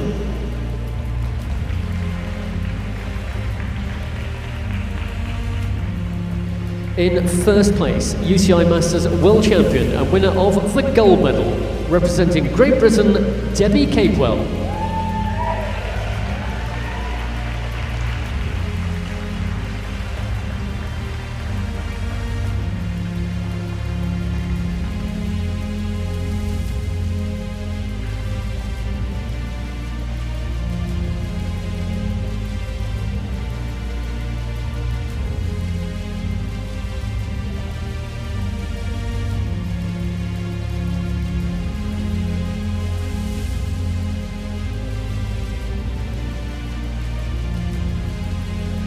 Ladies and gentlemen, in honour of our new UCI Masters World Champion, we present the national anthem of Great Britain.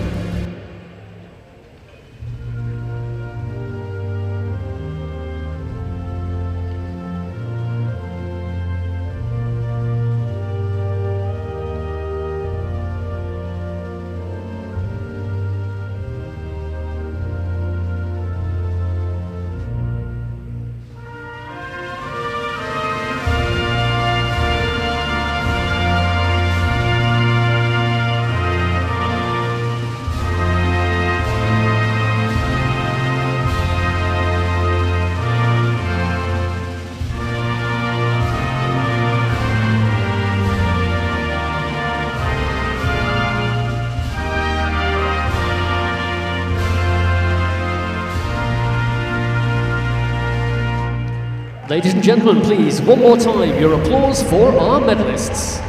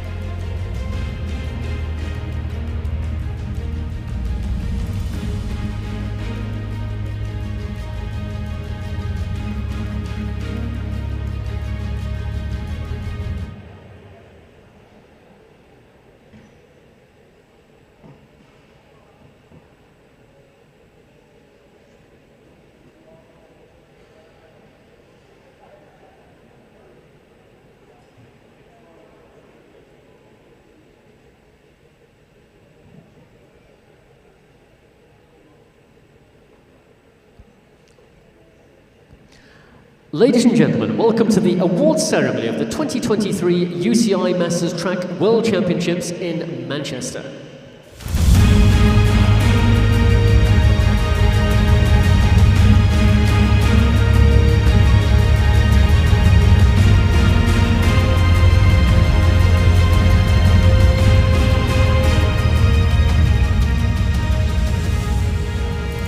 Awards ceremony of the 2023 UCI Masters Track World Championships, Women's Sprint, age category 50 to 54. The medals and jersey will be presented by Bob Howden, OBE, President of British Cycling. In second place, and winner of the silver medal, representing the United States of America, Christine Derkel.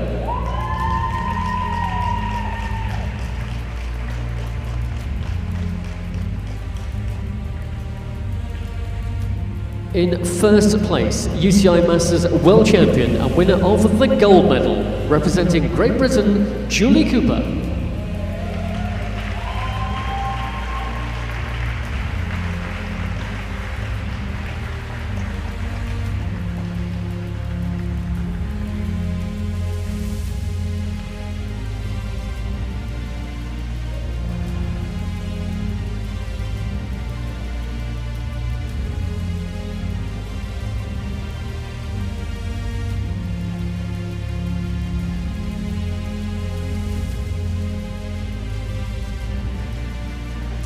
Ladies and gentlemen, in honour of our new UCI Masters World Champion, we present the national anthem of Great Britain.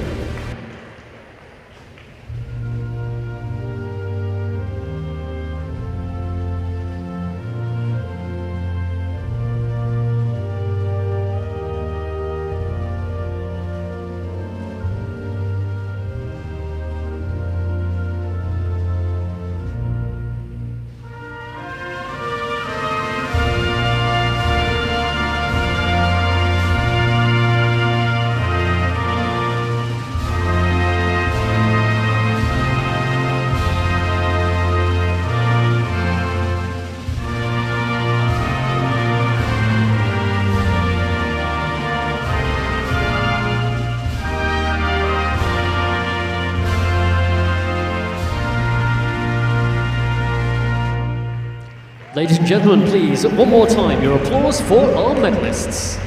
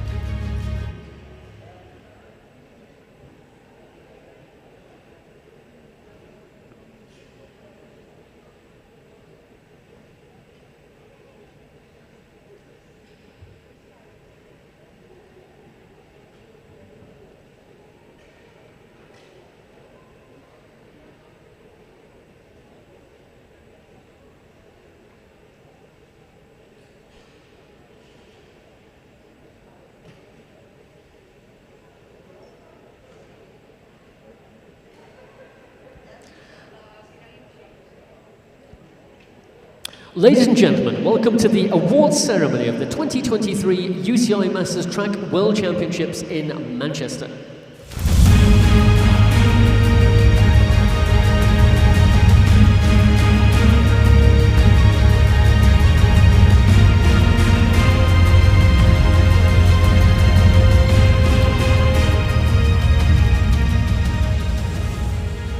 Awards ceremony of the 2023 UCI Masters Track World Championships. Women's Sprint, age category 45 to 49. The medals and jersey will be presented by Ian Emerson, OBE, Chairman of the World Masters Organising Committee. In third place, and winner of the bronze medal, representing the Netherlands, Caroline van Herkhuizen.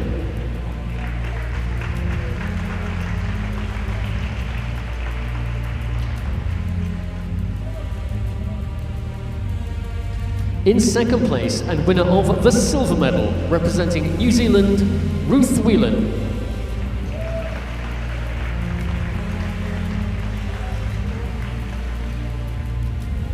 In first place, UCI Masters World Champion and winner of the gold medal, representing Norway, Sonja Moy.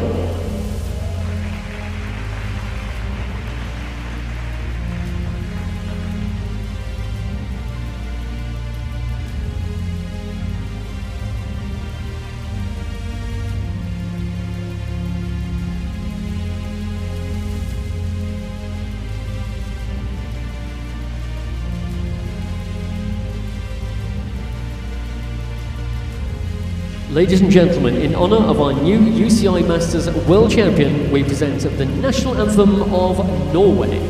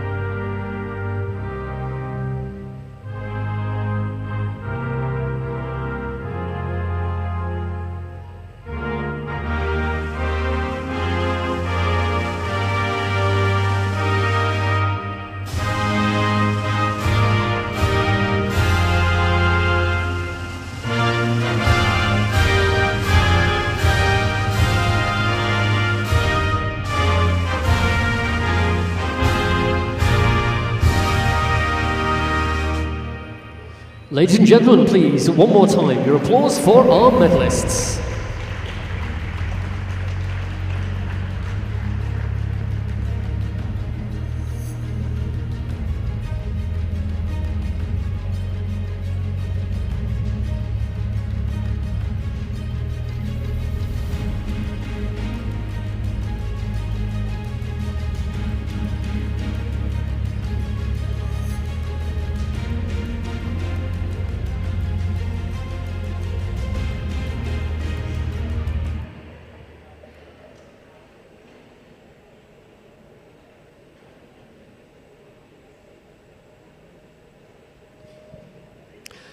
Ladies and gentlemen, welcome to the awards ceremony of the 2023 UCI Masters Track World Championships in Manchester.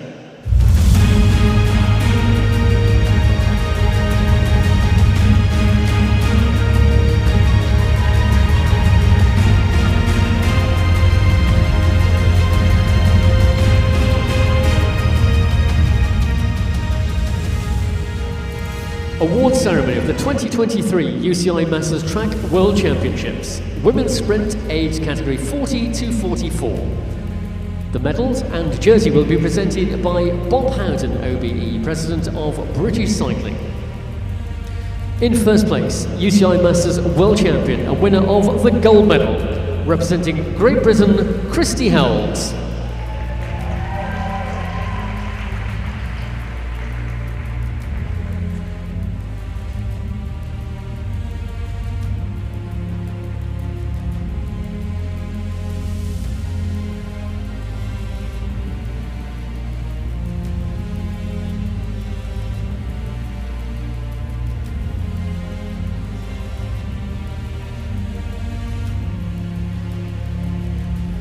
Ladies and gentlemen, in honour of our new UCI Masters World Champion, we present the national anthem of Great Britain.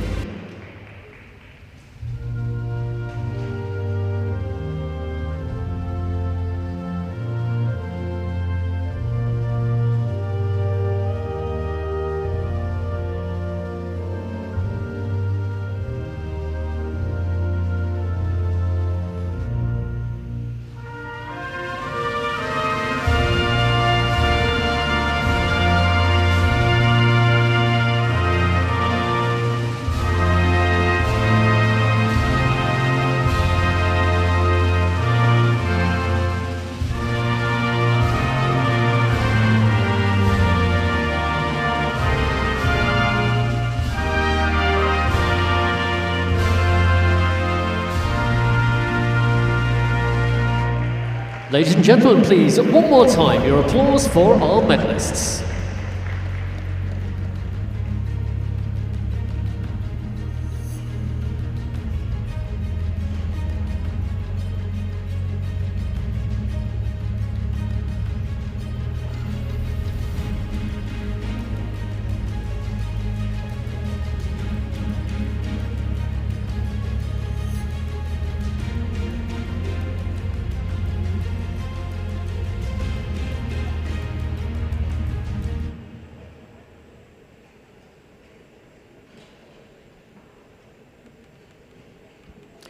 Ladies and gentlemen, welcome to the awards ceremony of the 2023 UCI Masters Track World Championships in Manchester.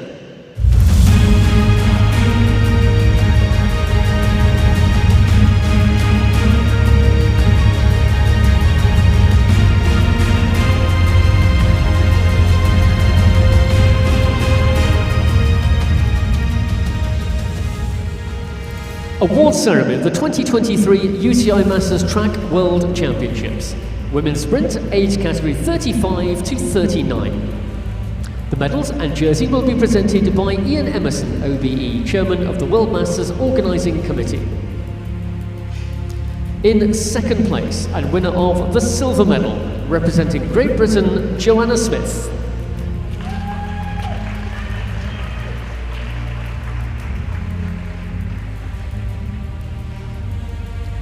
In first place, UCI Masters World Champion and winner of the gold medal, representing Czechia, Zuzana Rychnowska.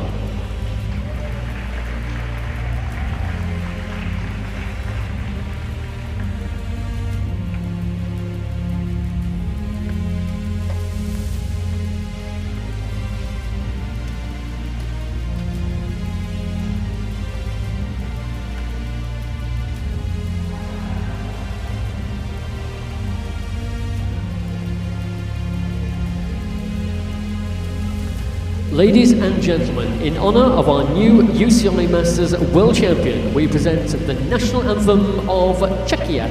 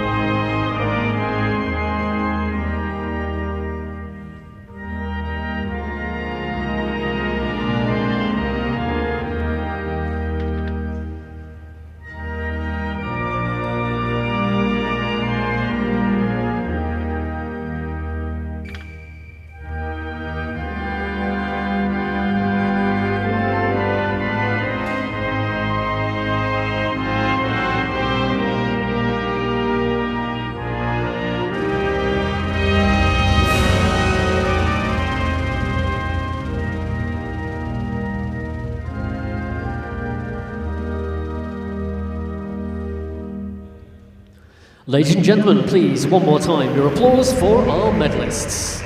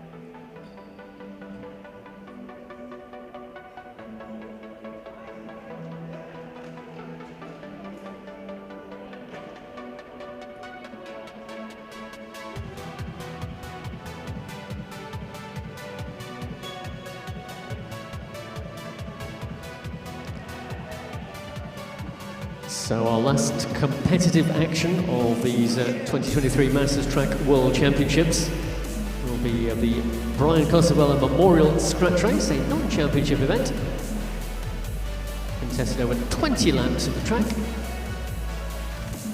And our riders will be on track very shortly.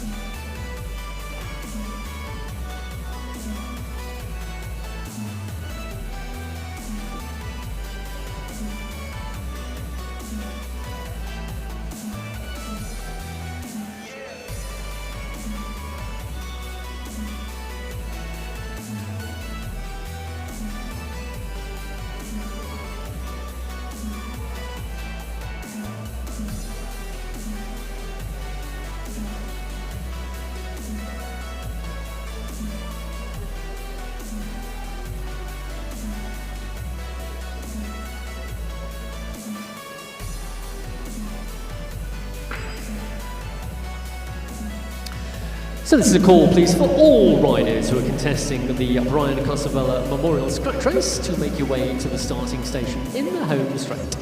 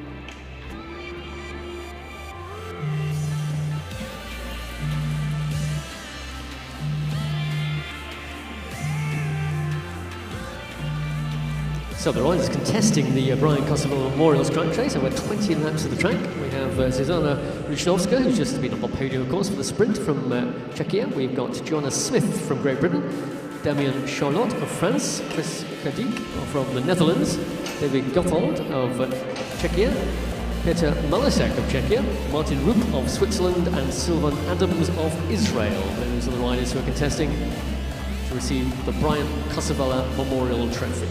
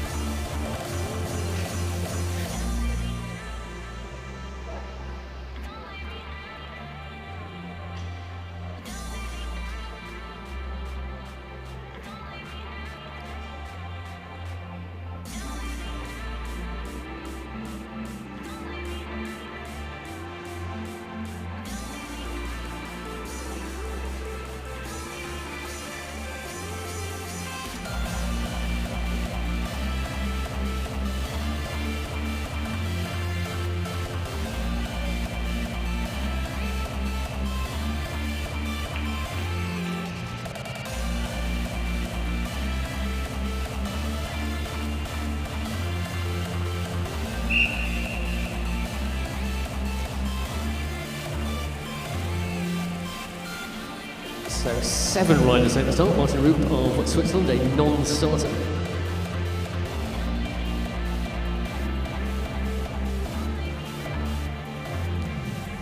Those of you don't know where, Brian Cosavella, in whom this race, his memory is being run, was the original organiser and instigator of the World Masters. Even before it became a World Championship, it ran as a World Masters Track Cycling Challenge here in the very early days of the National Cycling Centre here in Manchester. The event has gone from strength to strength over the years, has travelled around the world to Australia, to Portugal, to Los Angeles, and next year to Roubaix in France. 20 times the race has taken place here in Manchester at the National Cycling Centre. This is the 20th running of the Brian Cosavella, what is now unfortunately memorial scratch race. Brian passed away a few years ago, but this race run in his memory.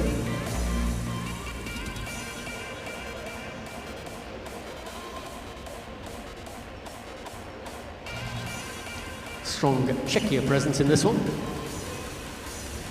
Riding towards the front is Joanna Smith of Great Britain.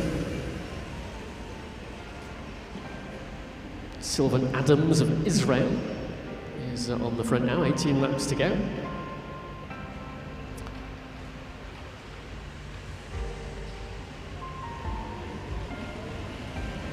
Just behind Adams is Zuzana Ruchnovska, who's just taken the gold medal in the sprint competition.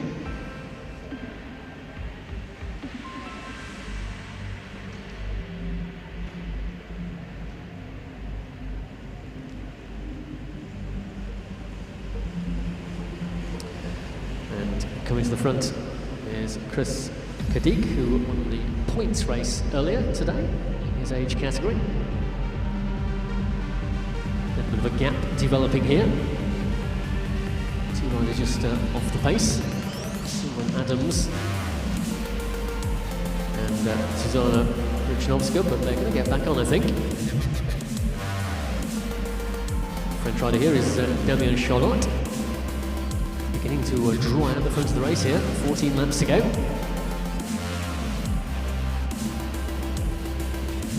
Being pursued by David Gothard of Czechia. Kogdik decides that he is going to try and bridge across from the main field to the lead group of 2. If he does, it'll become 3.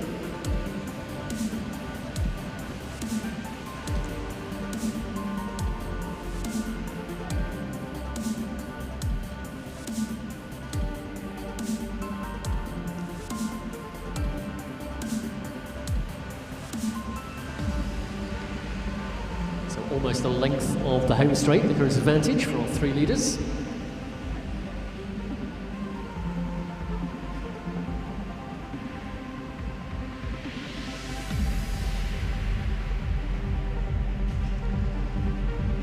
So our leading trio, led by Damien Charlotte of France. David Gothard comes to the front. Chris Kogdik is in the middle. 4 chasers, a quarter of a lap behind now. 10 laps to go, halfway in this Brian Cosavella Memorial Scratch race.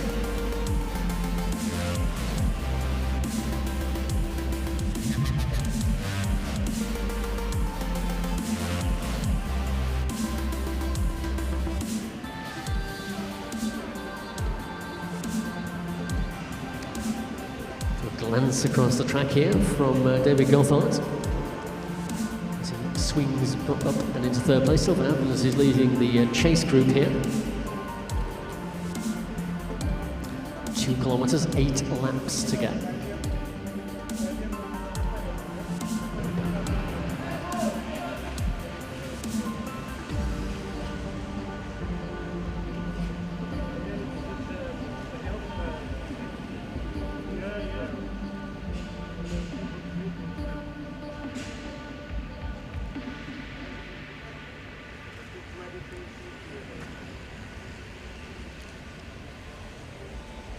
Seven laps, it'll be 6 next time round.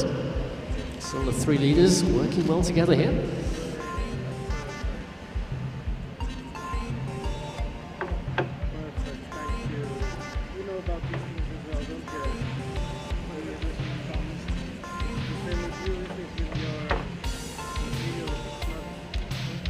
group, just like a team pursuit at the moment.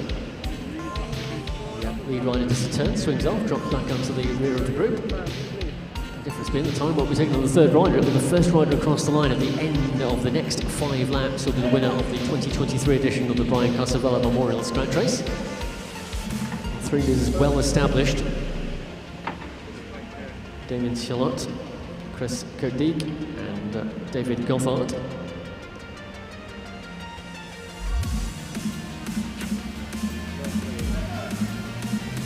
1 kilometre to go.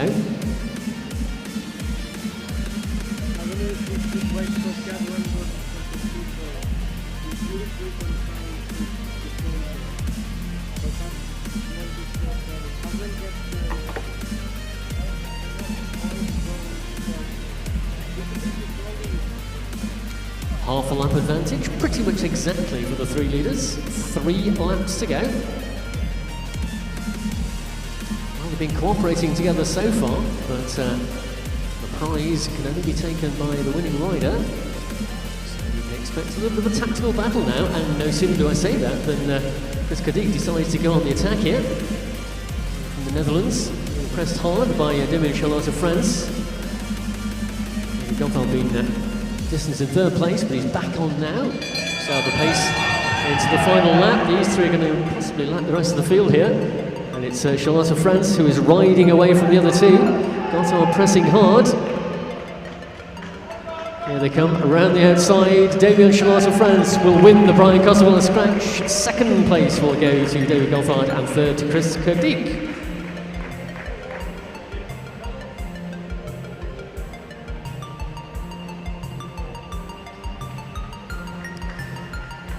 Well, David Gothard is continuing for another lap. Quite sure what. Anyway, there you go. So well done to our leading 3 riders.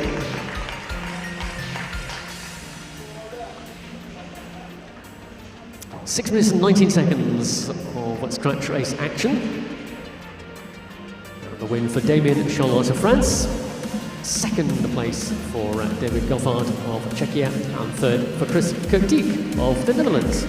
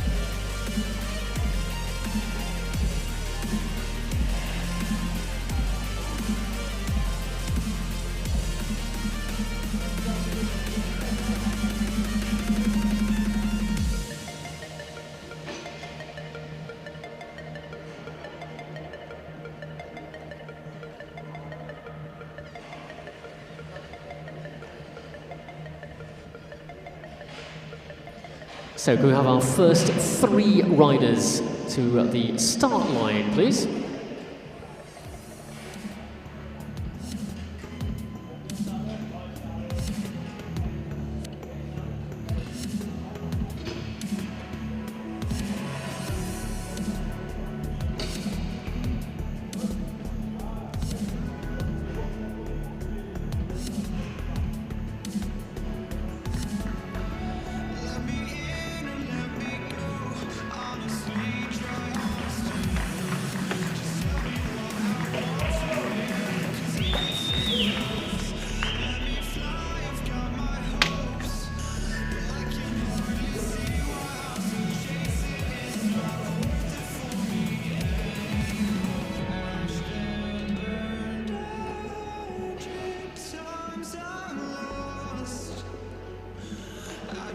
So Damien Charlotte, who we have got. We also require David Goffard and Chris Kodik, please, to the start line in the home straight.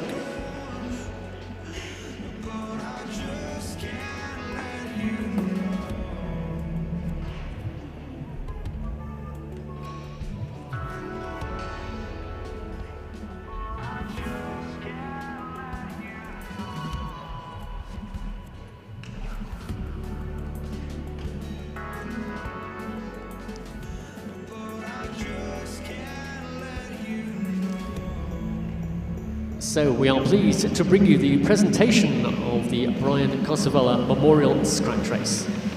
The prize will be presented by Ian Emerson, OBE, the chairman of the World Masters Organising Committee.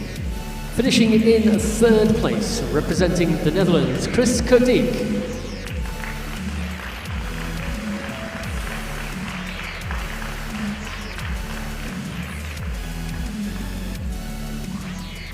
In second place, representing Czechia, David Gothard.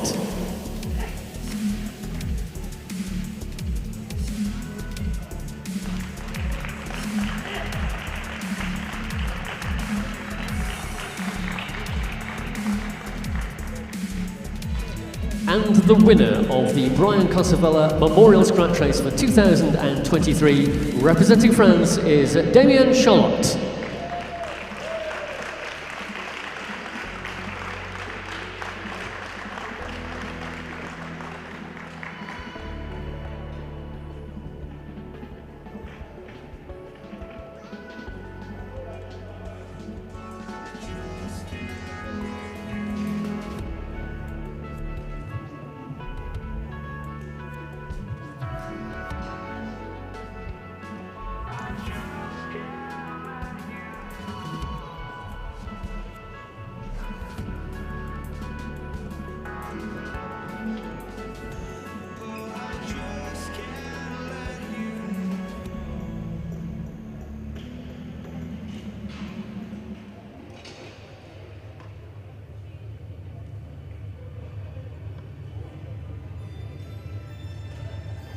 So with that presentation of the Brian Kosovella Memorial Scratch Race, that brings to an end the 2023 Masters Track World Championships here at the National Cycling Centre in Manchester. Thank you to every one of the more than 430 riders from 35 different nations who have taken part in the racing over the last 8 days. It's been an absolute pleasure to have you with us here, and we hope you've enjoyed the competition. Well done in particular to all of our medalists who are going away as UCI Masters World Champions. Our thanks to Manchester City Council and Manchester Active for their support of this event, to the staff and team here at the National Cycling Centre, and GLL for their support.